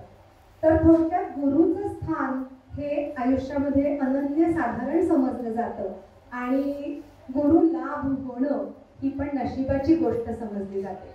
आता आपण असं म्हणतो की ज्ञानेश्वरांनी इतक्या लहान वयामध्ये ज्ञानेश्वरी लिहिली, तर ते पूर्वजन्मीच घेऊन आले होते ज्ञान हे नक्की, पण तरी सुद्धा त्यांनाही एक अधिष्ठान लागलं. म्हणजे मनात आणलं असतं तर त्यांनी लिहून काढली असते ज्ञानेश्वरी, पण त्याला एक जो गुरुतत्वाचा सुगंध येतो तो त्या अधिष्ठानामुळे येतो आणि त्यामुळेच त्यांनी त्यांच्या वडील बंधूंना अर्थात निवृत्तीनाथांना त्यांनी गुरु मानलं. त्यांचे चरणस्पर्श करूनच लिखाणाला प्रारंभ केला आणि आज आपल्याला माहिती आहे की ज्ञानेश्वरी आजही टिकून आहे. आणि मला एक गंमत अशी सांगावीशी वाटते की त्यातला भाव का महत्त्वाचा वाटतो मला.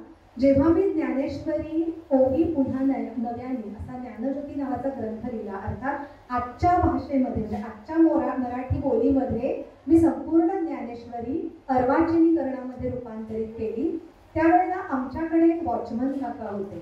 तर ते ना निरक्षर आहे, तर त्यांना अक्षर ओळख नाही, पण त्यांनी मला काय सांगितलं माहितीये का की मी जेव्हा ज्ञानेश्वरीच्या पारायणाला जातो तेव्हा मी फक्त त्या ज्ञानेश्वरीवरनं बोट फिरवतो आणि मला कळतं त्याच्यात काय लिहिलंय. तर हे ऐकताना माझ्या अंगावरती शहारे आले. आपल्याला का त्याच्यात विशेष वाटत नाही, कारण आपण वाचतो, आपल्याला वाचता येतं, आपल्याला त्याच्यात महत्त्व वाटत नाही, पण असं काहीतरी हे अपरिमित आणि सुंदर आणि दिव्य ज्ञान आहे की त्याची अनुभूती निरक्षर लोकांना सुद्धा येते, म्हणजेच त्याची शक्ती अफाट आहे. आणि म्हणूनच गुरुपौर्णिमेच्या बद्दल एक दोनच कविता आम्ही सादर करणार आहोत. तर थोडक्यात गुरुतत्व असावं ते एक तत्व आहे. असं म्हटलं जातं की गु या शब्दाचा अक्षराचा अर्थ आहे अंधार आणि रु म्हणजे त्याचं हरण करणं. हा गुरु काय करतो तर हे आपल्याला फक्त मार्गदर्शन किंवा सल्ले देत नाही, तो आपला अज्ञानाचा अंधार दूर करतो आणि प्रकाशाची वाट दाखवतो आणि तो खरा गुरु. गुरु म्हणजे आलाय शिष्य चला घ्या चोपून, ह्या घरची कामं करून, हाणा दोन फटके, असा गुरु नसतो. असा गुरु कधीच नसतो. गुरु असा असतो की तुम्ही त्यांच्याकडे जा किंवा नका जाऊ, त्यांची दृष्टी सतत तुमच्या पाठीशी असते आणि तो खरा गुरु. त्याच्यामुळे पुढची कविता. गुरु तव चरणांवरती आता ठेवतो मी रे आपुला माथा. पण त्याच्यासाठी गुरुप्रती श्रद्धा पाहिजे, आदर पाहिजे आणि ऑफकोर्स भक्ती पण पाहिजे. गुरु तव चरणांवरती आता ठेवतो मी रे आपुला माथा. घ्यावे तू रे छायेत आपुल्या ज्याने मम हृदयास विसावा. ज्ञान द्यावे तू ऐसे मजला मुळीन मगती मन चंचलता. मन पण स्थिर होईल असं ज्ञान तू मला दे. ज्ञान द्यावे तू ऐसे मजला मुळीन मगती मन चंचलता. काम क्रोधा समशत्रूंचा नाशही होईल मग तो पुरता. मम हृदयेची शुद्ध चेतना तव कृपेनी उमजे मजला. मम हृदयेची शुद्ध चेतना तव कृपेनी उमजे मजला, जाणीव मजती होईल जेव्हा समीप येईन अधिक तुझेला. तव चित्ती रे ठाऊक मजला प्रेम कृपेची संतत धारा, तव चित्ती रे ठाऊक मजला प्रेम कृपेची संतत धारा, भरकटलेल्या भेदरलेल्या पाखरासरे तिथे निवारा, पाखरासरे तिथे निवारा. आता असं असतं, मी मगाशीच म्हणलं की गुरु मिळायला भाग्य लागतं, गुरुचं बळ असावं लागतं आपल्या नशिबी, पण नाही एखाद्याला मिळत. पण मग अशा वेळेला काय वाटतं, प्रत्येकाला वाटतं तर खरं की मला गुरु पाहिजे.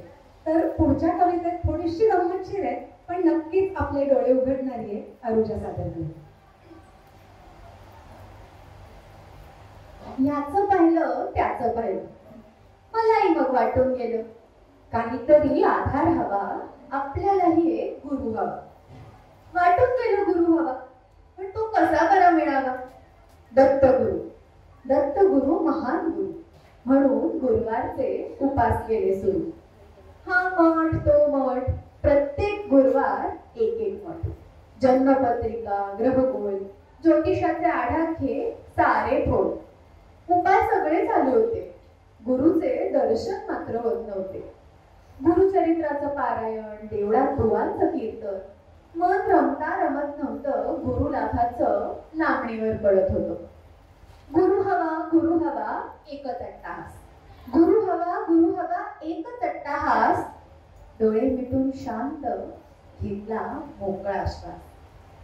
तो दीर्घ श्वास संयम शिकवून गेला, तो दीर्घ श्वास संयम शिकवून गेला. गुरुच माझा जणू तो रक्तात मिसळून गेला. डोळे उघडले हळूहळू, डोळे उघडले हळूहळू. समोर दिसला भोळा बाळू. मन लावून अंगण झाडत होता, मन लावून अंगण झाडत होता. सदऱ्याला मधूनच नाक पुसत होता. कामात रमलेलं त्याचं मन जणू माझं गुरु झालं, कामात रमलेलं त्याचं मन जणू माझं गुरु झालं. तल्लीन कसं व्हावं हे झटक्यात शिकवून गेलं. बाहेर पडले अंगणातून, बाहेर पडले अंगणातून, चालू लागले रस्त्यातून. धुरकट डोळ्यांची हौसा पाहत होती रस्ता ओलांडून, धुरकट डोळ्यांची हौसा पाहत होती रस्ता ओलांडून. चटकन पुढे सरसावला 12-13 वर्षाचा चंदू. हंसाचा हात पकडून हळूहळू चालू लागला, हंसाचा हात पकडून हळूहळू चालू लागला. त्याची परोपकारी वृत्ती माझी गुरु झाली, त्याची परोपकारी वृत्ती माझी गुरु झाली. गांगरून गेले, कळले नाही ही कुठली प्रचिती. आता माझी नजर एका जागी ठरेना, आता माझी नजर एका जागी ठरेना. चराचरातून शिक्षण घ्यायची भूक काही मिटेना. गुरु म्हणजे महान, गुरु म्हणजे महान. गुरु असे सर्वव्यापी, शिष्यांना पावणारा, पुरून उरणारा. गुरुच असतो अवतीभवती. जेवढी जास्त श्रद्धा उरली तेवढी गुरु लाभाची हमी, जेवढी जास्त श्रद्धा उरली तेवढी गुरु लाभाची हमी. गुरु भेटेल ठाई ठाई, अहो गुरु भेटेल ठाई ठाई. पण तो दिसण्या तशी दृष्टी हवी, तो दिसण्या तशी दृष्टी हवी. मग अशी म्हणलं तसं की भाव महत्वाचा आहे, आणि मनामध्ये श्रद्धा आणि भाव ठेवून जर आपण एखाद्या गोष्टीकडे बघितलं तर आपल्याला हवं ते सगळं मिळतं आणि सगळ्या इच्छा पूर्ण होतात. तसाच हा गुरु पण मिळून जातो, फक्त आपल्याला त्याच्याकडे डोळसपणे पाहायला हवं.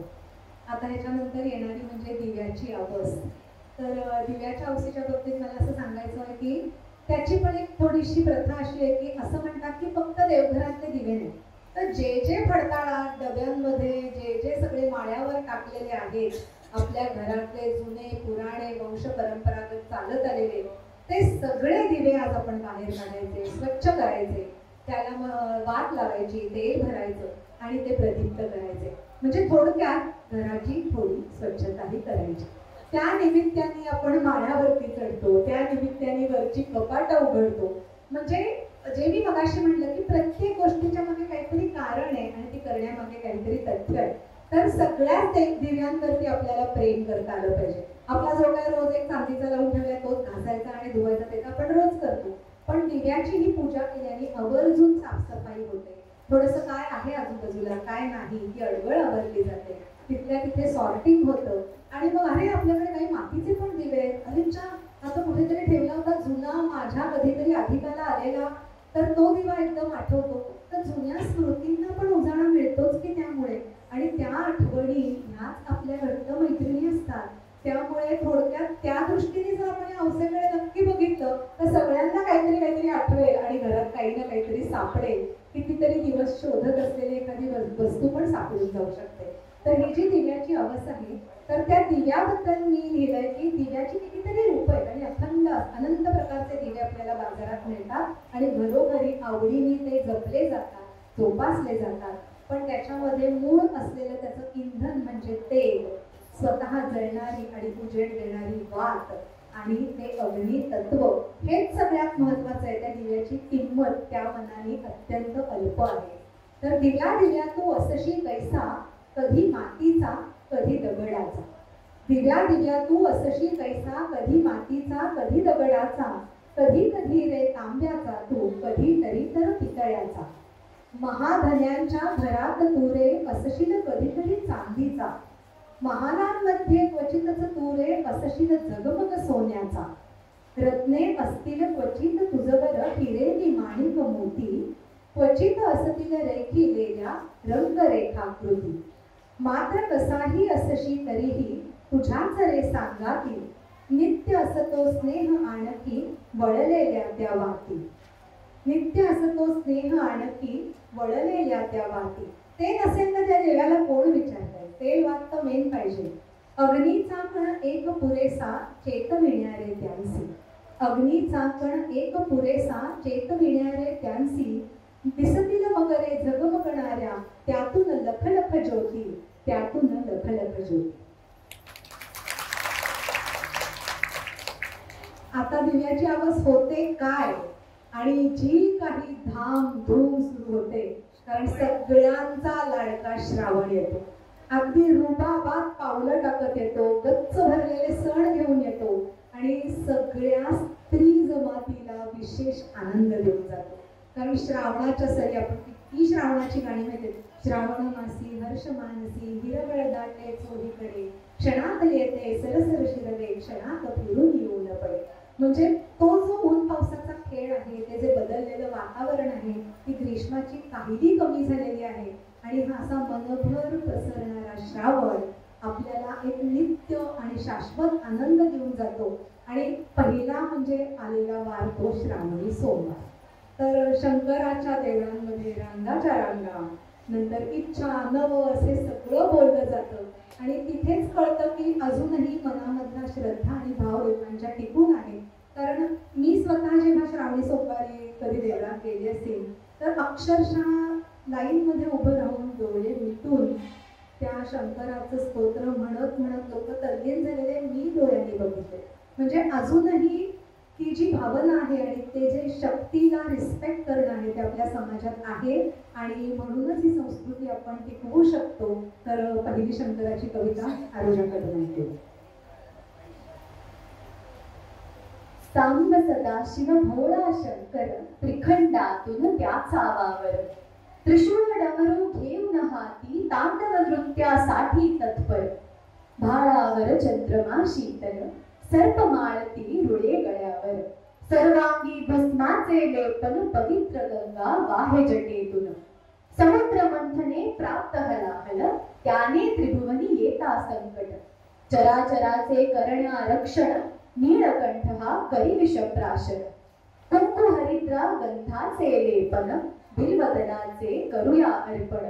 मनापासूनी करिता पूजन, दुःख संकटे करती पलायन. सांब सदाशिव भोळा शंकर, त्रिखंडातून त्याचा वावर. आता हे भोळ्या शंकराचं वर्णन आपण बघितलं. तर एकदा असं आमचं जे कुलदैवत आहे ते वेळेश्वर इथे कोकणामध्ये आहे. तर त्या शंकराच्या देवळात बसलेलं असताना एक सुचलेली कविता आहे. त्याचा आशय असा आहे की असं म्हणतात ना की आपण आपल्या गरजेपुरत्या गोष्टी जमवाव्यात आणि ठेवाव्यात आणि जे जे शेष आहे जास्तीचं आहे ते समाज कल्याणासाठी आणि ज्या लोकांना गरज आहे त्यांच्यासाठी वाटावं ही बुद्धी आपल्याला व्हावी आणि सगळे देव प्रसन्न होऊन त्यांनी आपल्याला हेच देणं द्यावं. तर नृत्यातून अभिनयातून आरुजा ती कविता सादर करणार आहे आणि मी म्हणणार आहे. तर पुढचं सादरीकरण.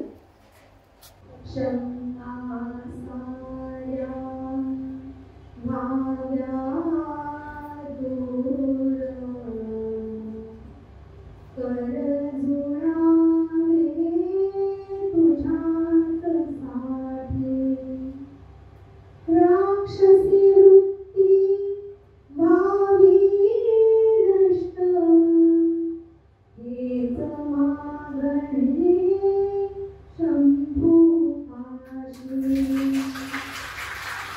रुसवान कोमनी हृदय द्रवावे चंद्रिके समद्रव्य धरावे शेष जे जे सारे सारे खचलेल्यांच्या कामी यावे रत्नहार जरी मिळती तरी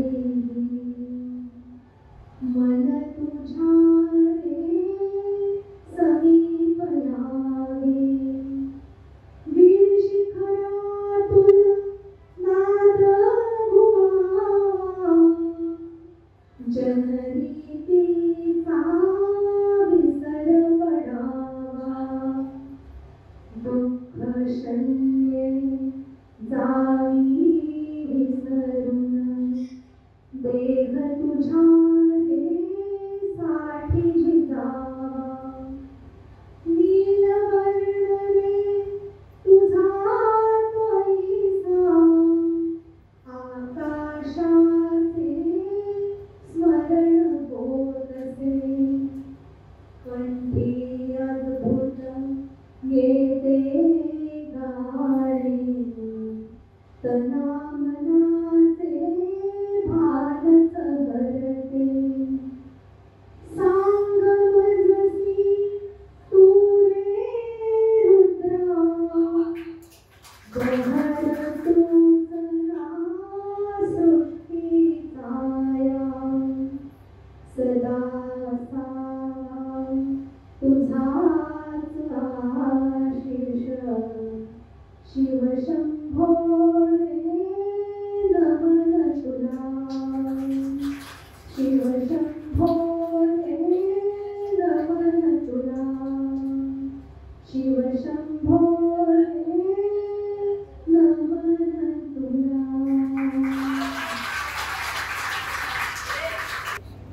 तर असा हा श्रावणी सोमवार आणि त्याच्यानंतर शंकराची केलेली ही आराधना. आता येतो तो म्हणजे मंगळवार. तर आता मंगळागौरीबद्दल पण मला सांगायला आवडेल की लग्नानंतर 5 वर्ष आचरायचं हे व्रत असतं आणि आपल्याला तर माहिती आहे की नवीन नवरा नवरीची सुरुवात असते पहिल्या वर्षी.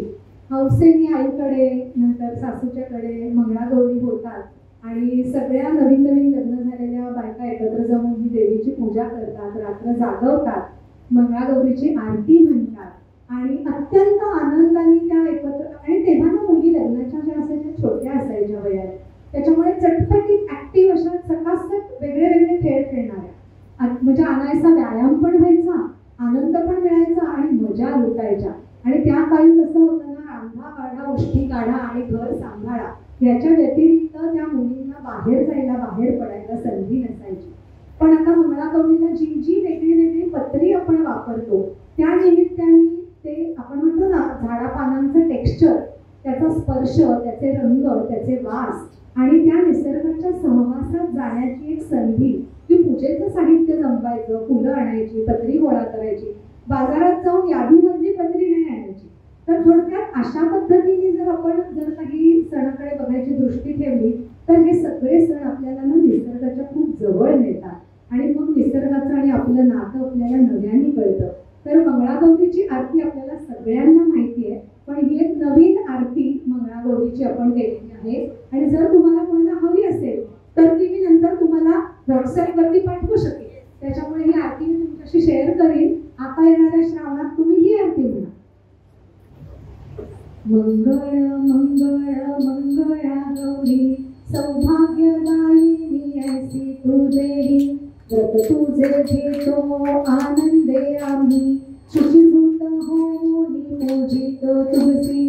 पूजा उपचार तुझ्याच साठी नाना परिमळ पत्री जमविली खाशी. लेऊन लेणी अन शालू भरजरी थोडा मोठ्यांचे आशिष घेऊनी. स्थापितो तुझला हे आसनावरती आणि वंदितो हात जोडूनी. पंचामृती स्नान घालूनी तुझसी चंदनाचा लेप तुझ्याच साठी. बुद्ध अलंकार वस्त्रे ही सूती मनोभावे सजवतो गोजिरी मूर्ती. कान्हात घेऊन पंचारती बाई धूप दीपाची करतो आरती. नैवेद्य सेवितो मुख होऊनी तुझे स्मरण आमच्या चिंतनी. सुवासिनी साऱ्या सकल जमुनी सजविती तुझला चौरंगावरी. हार फुले सारी रंगीत सुगंधी शिवलिंग सजे ते सुंदर भारी. झिम्मा फुगड्या टाळ्या घालून गाठोडी कोणी म्हणे कंबर लवली गबाई. पिंगा सुपारी कधी किसबाई नाच घुमा कधी गोफ विणुनी. जागवी रात्रती खेळ खेळुनी उत्साहात हो तुझ्या ती सारी. नित्य राहो कृपा आमुच्यावरी तुझ्या पाशी हीच प्रार्थना आमुची मंगळा गौरी. तर सगळं मंगळागौरीच्या पूजेचं व्रत ह्याच्यामध्ये घ्यायचा प्रयत्न केलेला आहे. आणि असं म्हणतात की नागपंचमी हा जो सण आहे तेव्हा सुना माहेरी जातात आणि साहजिकच त्यांचे डोळे माहेराच्या वाटेकडे लागलेले असतात. तर थोडंसं ओवी छंदामध्ये हे तिला काय भाव असतो पंचमीला तिथे जाणं माहेरी आणि सून ही दोन घरांना कशी जोडते याबद्दलचं वर्णन ह्या पुढच्या कवितेमध्ये आहे. सण पंचमीचा आला माहेराची लागे आस. श्रावणाच्या शिरव्याचा देहावरी शिडकाव. देहावरी शिडकाव आईच्या त्या मायेचाच अनवडिलांची दृष्टी. वाटे मज आश्वासक वाटे मज आश्वासक भाऊरायाचा तो स्पर्श. राखीच्या त्या धाग्यातील जपला जो असे हर्ष. जपला जो असे हर्ष येण्याआधी सासराला भर घालुनी त्याच्यात. नेन मी माहेराला नेन मी माहेराला. सासरचे प्रेम धागे सासरनी माहेराचे. दृढ होई जाने नाते दृढ होई जाने नाते. दूर दूरच्या टोकाचे दूर दूरच्या टोकांना माझे सांधून राहणे. दूर दूरच्या टोकांना माझे सांधून राहणे. आता पौर्णिमेला येणारी राखी पौर्णिमा आणि भावा बहिणींचं ते इतकं गोड नातं त्याची एक छोटीशी कविता आहे की राखीचा धागा हा जितका तलम आणि सुंदर असतो त्याची जी काही चमचम असते तर ते सगळं राखीचं जे दृश्य रूप आहे तेच आपण आपल्या भावाबद्दल आणि भाऊ बहिणीबद्दल मनामध्ये साठवतो. राखीच्या धाग्यातून मनाच्या गाभ्यात जपतो आपण सगळ्याच श्रद्धा. राखीच्या धाग्यातून मनाच्या गाभ्यात जपतो आपण सगळ्याच श्रद्धा. कारण तो एक धागा म्हणजे जणू सुरक्षिततेचं कवचच वाटतं आपल्याला. एक सायकोलॉजिकल रिलीफ ज्यामुळे खात्रीची दालनं उघडतात. एक सायकोलॉजिकल रिलीफ ज्यामुळे खात्रीची दालनं उघडतात, शंका सगळ्या दूर होतात, भावा बहिणीचा एक भावबंध तयार होतो. त्याचंच स्मरण म्हणजे राखी पौर्णिमा. भावंडांच्या नात्यातला जिव्हाळा जपणारा हा सण आपल्याला सुखाची अनुभूती देतो. जुनी मुळं अजून बळकट करणारा, नात्यांची ही वीण घट्ट करणारा हा राखीचा धागा तुमच्या आमच्या जीवनात निखळ आणि निरपेक्ष आनंद घेऊन येतो. तर कशी बरं ही राखी असते ती पुढच्या छोट्याशा कवितेतनं बघूया.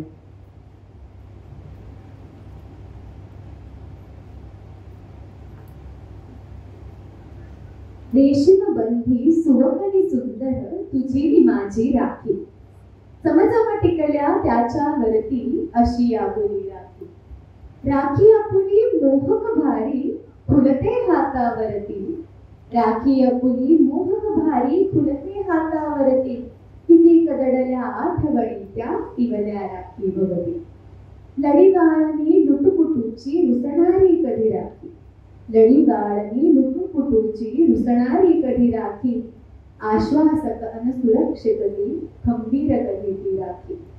बालपणीच्या गुजगोष्टींची अल्लड अवखळ राखी, बालपणीच्या गुजगोष्टींची अल्लड अवखळ राखी, तरुणपणीच्या लाटेवरच्या गुपितांची ती राखी. जगरहाटी मध्ये सुद्धा जपली जाते राखी, जगरहाटी मध्ये सुद्धा जपली जाते राखी, दिसे एकदा वर्षातून पण शाश्वत हृदयी राखी, शाश्वत हृदयी राखी. आता नंतर येणारा म्हणजे जन्माष्टमी. तर कृष्ण आपण म्हणतो की विष्णूचाच अवतार आणि त्याचे जे काही नटखट आणि सगळे उपद्व्याप आहेत त्याच्या अनेक कथा आपल्याला माहिती आहेत. तर तो कृष्ण आपल्याला कसा कुठे निसर्गातही दिसतो त्याच्याबद्दलची अगदी छोटीशी कविता. निळ्या सावळ्या मेघामध्ये अंबरातही तू, देऊळात अन राऊळातही मन गाभारी तू, राधेच्या त्या हृदयामध्ये नित्य नांदसी तू, विष पिऊनही जगते मीरा त्याचे कारण तू, सृजनत्वाची भूपाली अन दैत्य नाशक तू, हरिनारायण गिरिधर मोहन कृष्ण कन्हैया तू, जितुकी नावे तितुकी रूपे ऐसावे प्रभू तू, तुझिया चरणी ठेवितो माथा, कवेत आम्हा घे तू, कवेत आम्हा घे तू.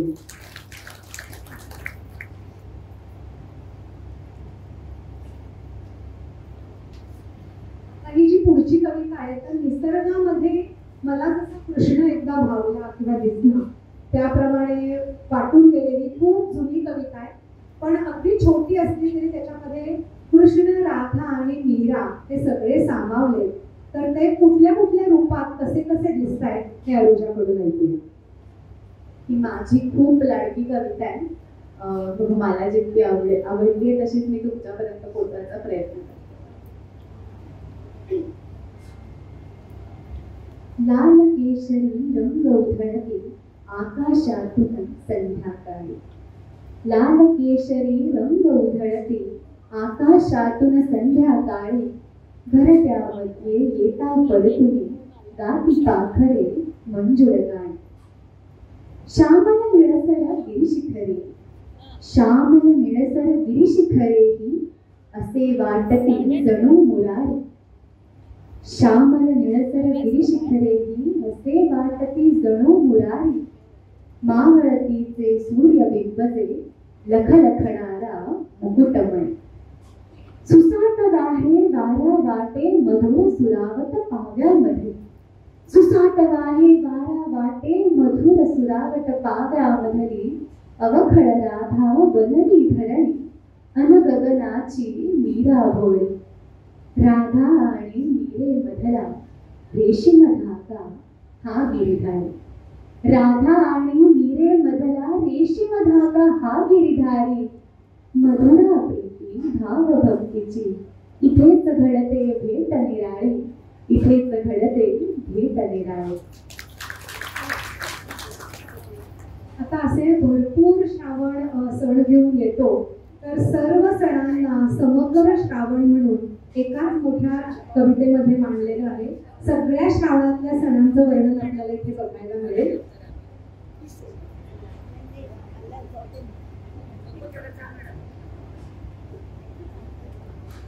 हॅलो.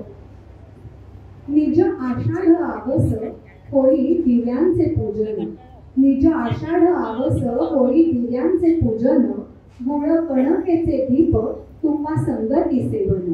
येतो असा हा श्रावण सण वारांना उधाण, त्यात रंगून या जाती थोडा मोठ्यांचे साथ. सोमवारी श्रावणात शिवा मुठीचे अर्पण, शिव शंभोच्या गाभारी शिव मंत्राचा उच्चार. वार असा खास मंगळा गौरीचे पूजन, जिम्हा फुगड्या गाठोडी जागरता येऊ ठाण. येता पंचमीचा सण रत्रट शिजते पुरण, तुप दिंगांचे सेवन होते नागाचे पूजन. मेंदी भरलेले हात लागे माहेराची ओढ, झुला झुला तो मनात त्याला आठवांचा साज. शुक्रवार श्रावणात असे जीवतीचे वाण, घरोघरी लेकरांना माय करी ते औक्षण. त्यात सुग्रास जेवण पुरणपोळीचे मिष्टान्न, सवाष्णीचे हो भोजन ओटी भरून संपन्न. येता पौर्णिमा तयात भावा बोलावे बहीण, गोड धोड खाऊ घाली करी राखीचे बंधन. अन समुद्राच्या काठी कोळी गोड गीते गाठी, सागरास विनहुन पुष्प श्रीफळ अर्पिते. नारळी भाताचा सुगंध दरवळे घरोघर, सारे वेचती गुंफती असे आनंदाचे क्षण. मग असे कृष्ण जन्म प्रवचन आणि कीर्तन, दहीहंडी फोडताना गोविंदांना येऊ गाण. आता येई बैल पोळा शेतकरी होती गोळा, त्या मुक्यासोबत त्याला घाली कवतुके माळा. असा श्रावण श्रावण गच्च भरलेले सण, संस्कृतीचे त्यात असे अलौकिकते दर्शन, अलौकिकते दर्शन. तर असा श्रावण सरतो आणि भाद्रपद येतो. आता भाद्रपद सुद्धा साक्षात गजाननाला आपल्या घरी आणतो आणि जे काही पुन्हा सवाष्णींची आणि सगळ्या घराची लगबग सुरू होते, तर ज्येष्ठा गौरी आवाहन आणि गणपती पूजन असं आनंदाने घर 10 दिवस भरून जातं आणि उधाण येतं घराला. म्हणतो ना की घराघराचं मंदिर होतं. म्हणजे रोजचा व्यवहार असतोच हो, पण जेव्हा गणपती येऊन बसतो ना 10 दिवस, तेव्हा घरात पण मंदिरात आल्यासारखं वाटतं. इतकं सगळं पवित्र आणि मंगल आजूबाजूला घडत असतं. तर त्याच्या आधी हरितालिका जे व्रत आपण सगळ्या जणी खूप प्रेमाने आणि खूप तन्मयतेने आचरतो. म्हणजे मला सांगायला खूप आनंद वाटतो की मी स्वतः माझ्या लग्नाच्या आधी 12 वर्ष निर्जली हरतालिका केली आणि 1 वर्ष मौन पण पाळलं.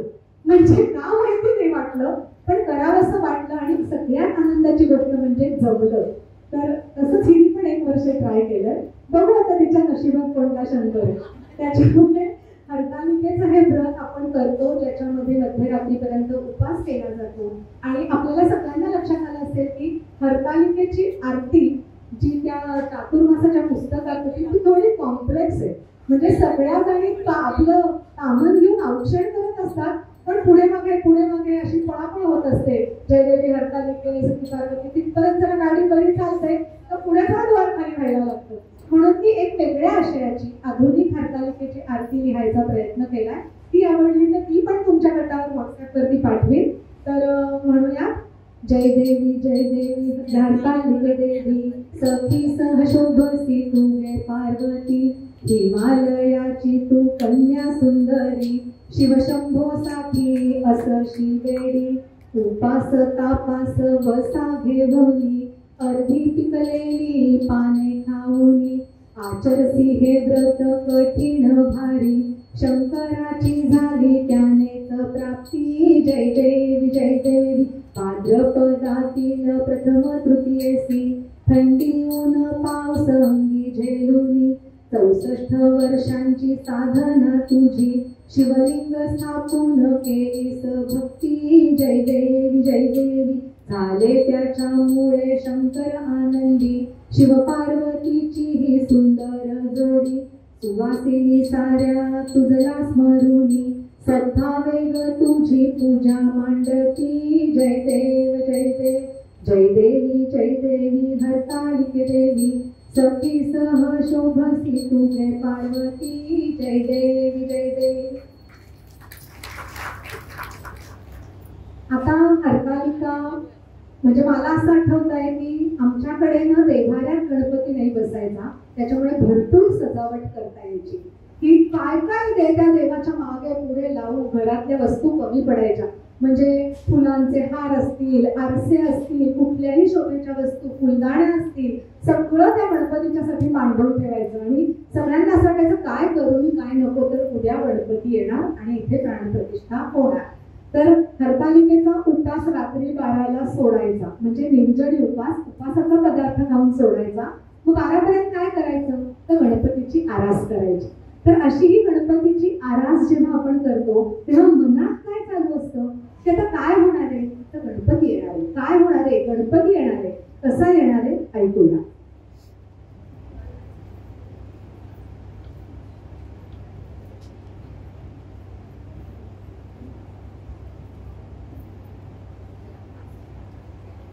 मंगलमयती मूर्त देखणी घरोघरी येईल, सभोवती मग सारा सारा आनंदच होईल.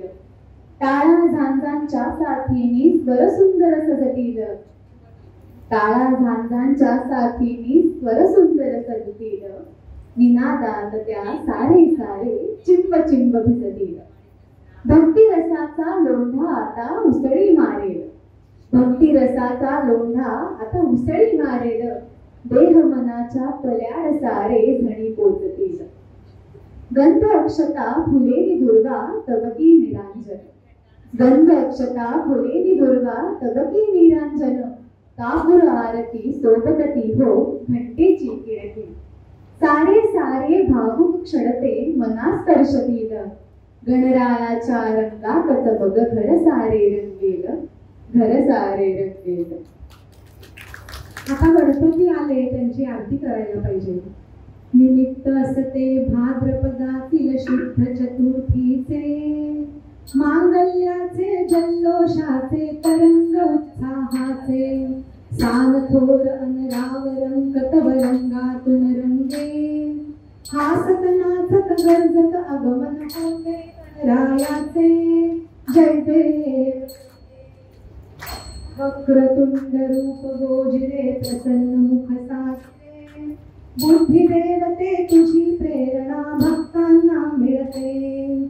घराघरातून आनंदोत्सव तुझ्याच साक्षीने, हासत नाचत गरजत आगमन होते गणरायाचे. जय देव जय देव. सुख शांतता आणि सुबुद्धी सर्वांना लाभे, मिळते हिम्मत करण्या खंडन दुष्ट संकटाचे. तुझ्या प्रसादे भाव भक्ती अन निर्भयता भेटे, हासत नाचत गरजत आगमन होते गणरायाचे. जय देव जय देव. तर असे गणपती येतात, आपल्या घरामध्ये बसतात. मग दोन्ही वेळा प्रसाद, आरत्यांना उधाण, असं सगळं जल्लोषाचं वातावरण होतं आणि ज्येष्ठा गौरींचं आगमन होतं. तर त्यांचं स्वागतही गाऊनच करायला पाहिजे. माहेरानी घाली गौरी, माहेरानी घाली, माहेरानी घाली गौरी, माहेरानी घाली. सोन पाऊले होतीची गौरी, माहेरानी घाली. तिचे कौतुक ते किती, स्नानासाठी ऊन पाणी. लेक लाडाची गोडाची आता माहेराला ये, लेक लाडाची गोडाची आता माहेराला ये. धान्य मापटे दारात, दिमाखात ओलांडून. ऐट बाज पाऊलांनी लेक फिरे घर भरी. तेजतीच्या मुखावरी सुख समृद्धीच्या राशी. सारे पाहून मातेची पहा ओलावे पापणी. म्हणतात प्रतिवर्षी गजानना नेण्यासाठी. माय माहेराला येते तीच गौराई लाडाची. सोन पाऊलांनी आली गौर माझ्या अंगणात. घरदार सारे आज तिच्या स्वागता आतुर. माहेरा निघाली गौरी माहेरा निघाली.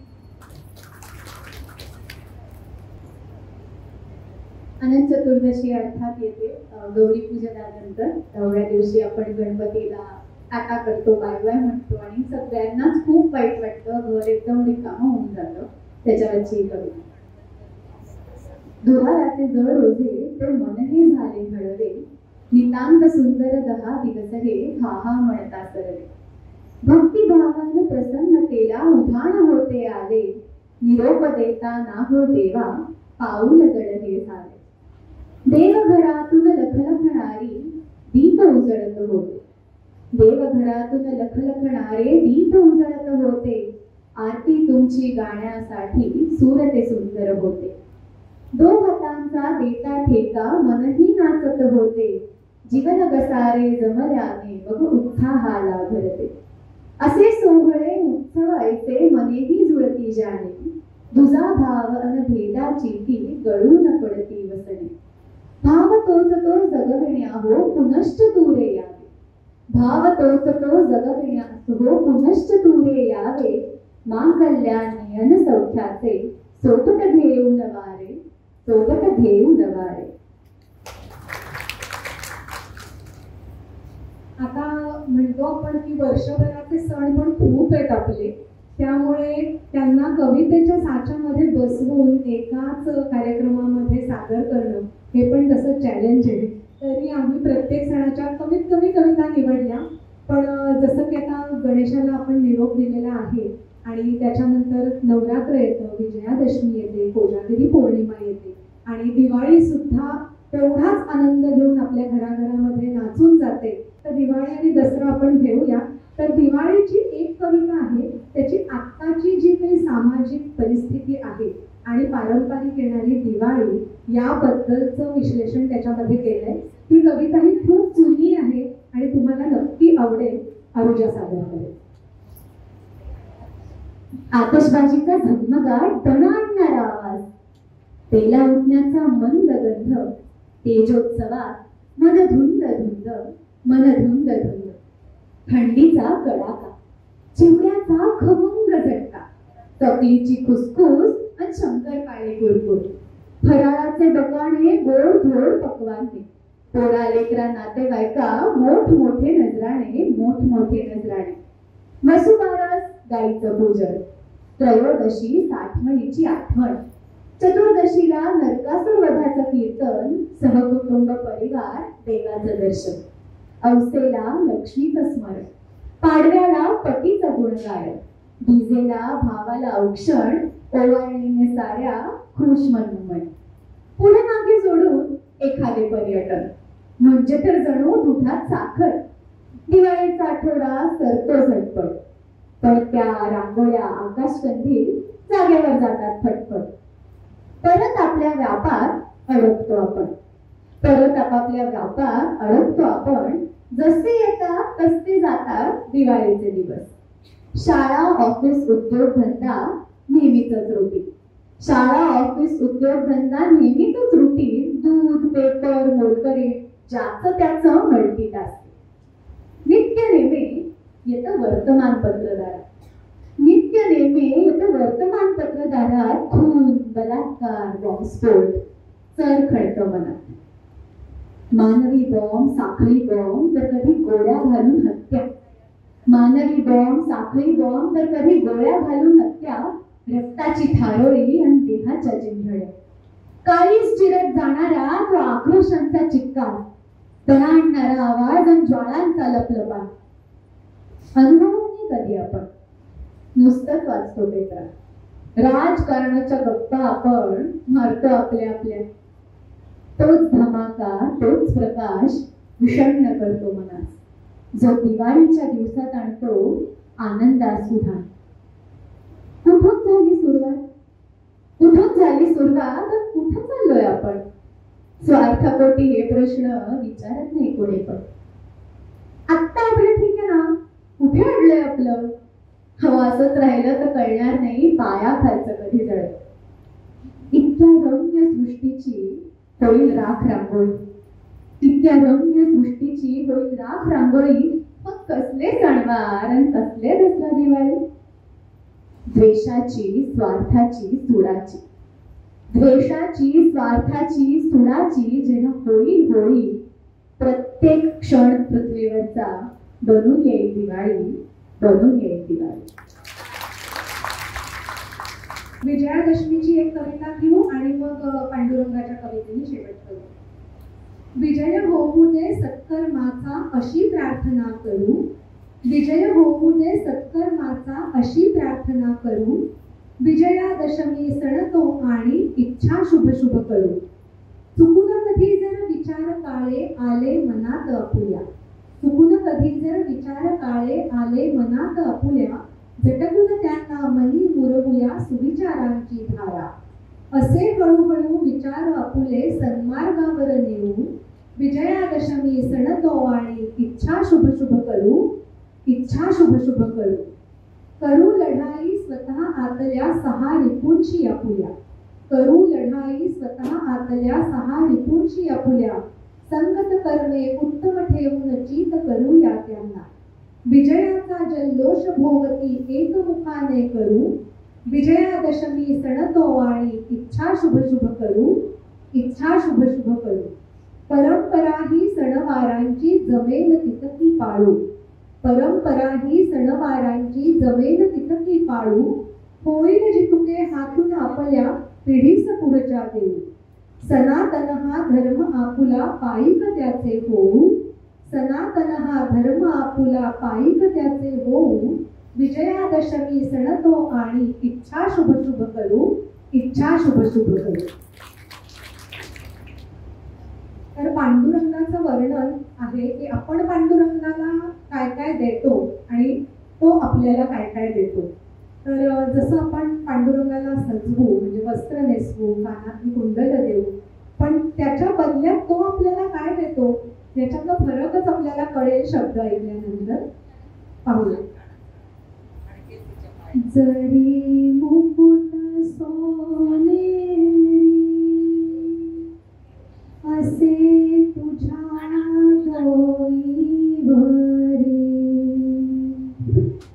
तुझे सावळे गोजिरे रूप मला वेड लावी,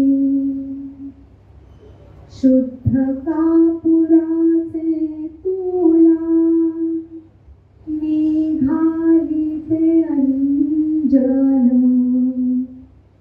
तुझी दृष्टी पाही मला माझ्या अंतरंगातून, तुझ्या कानात कुंडले पाणीदार मोतियांची, शुद्ध भक्तीचा आर्जव फक्त ऐकशी कानानी, जरी नेसविले तुला भर जरी पितांबर, आम्हा पामरांना देसी आभाळाचे पांघरूण दिली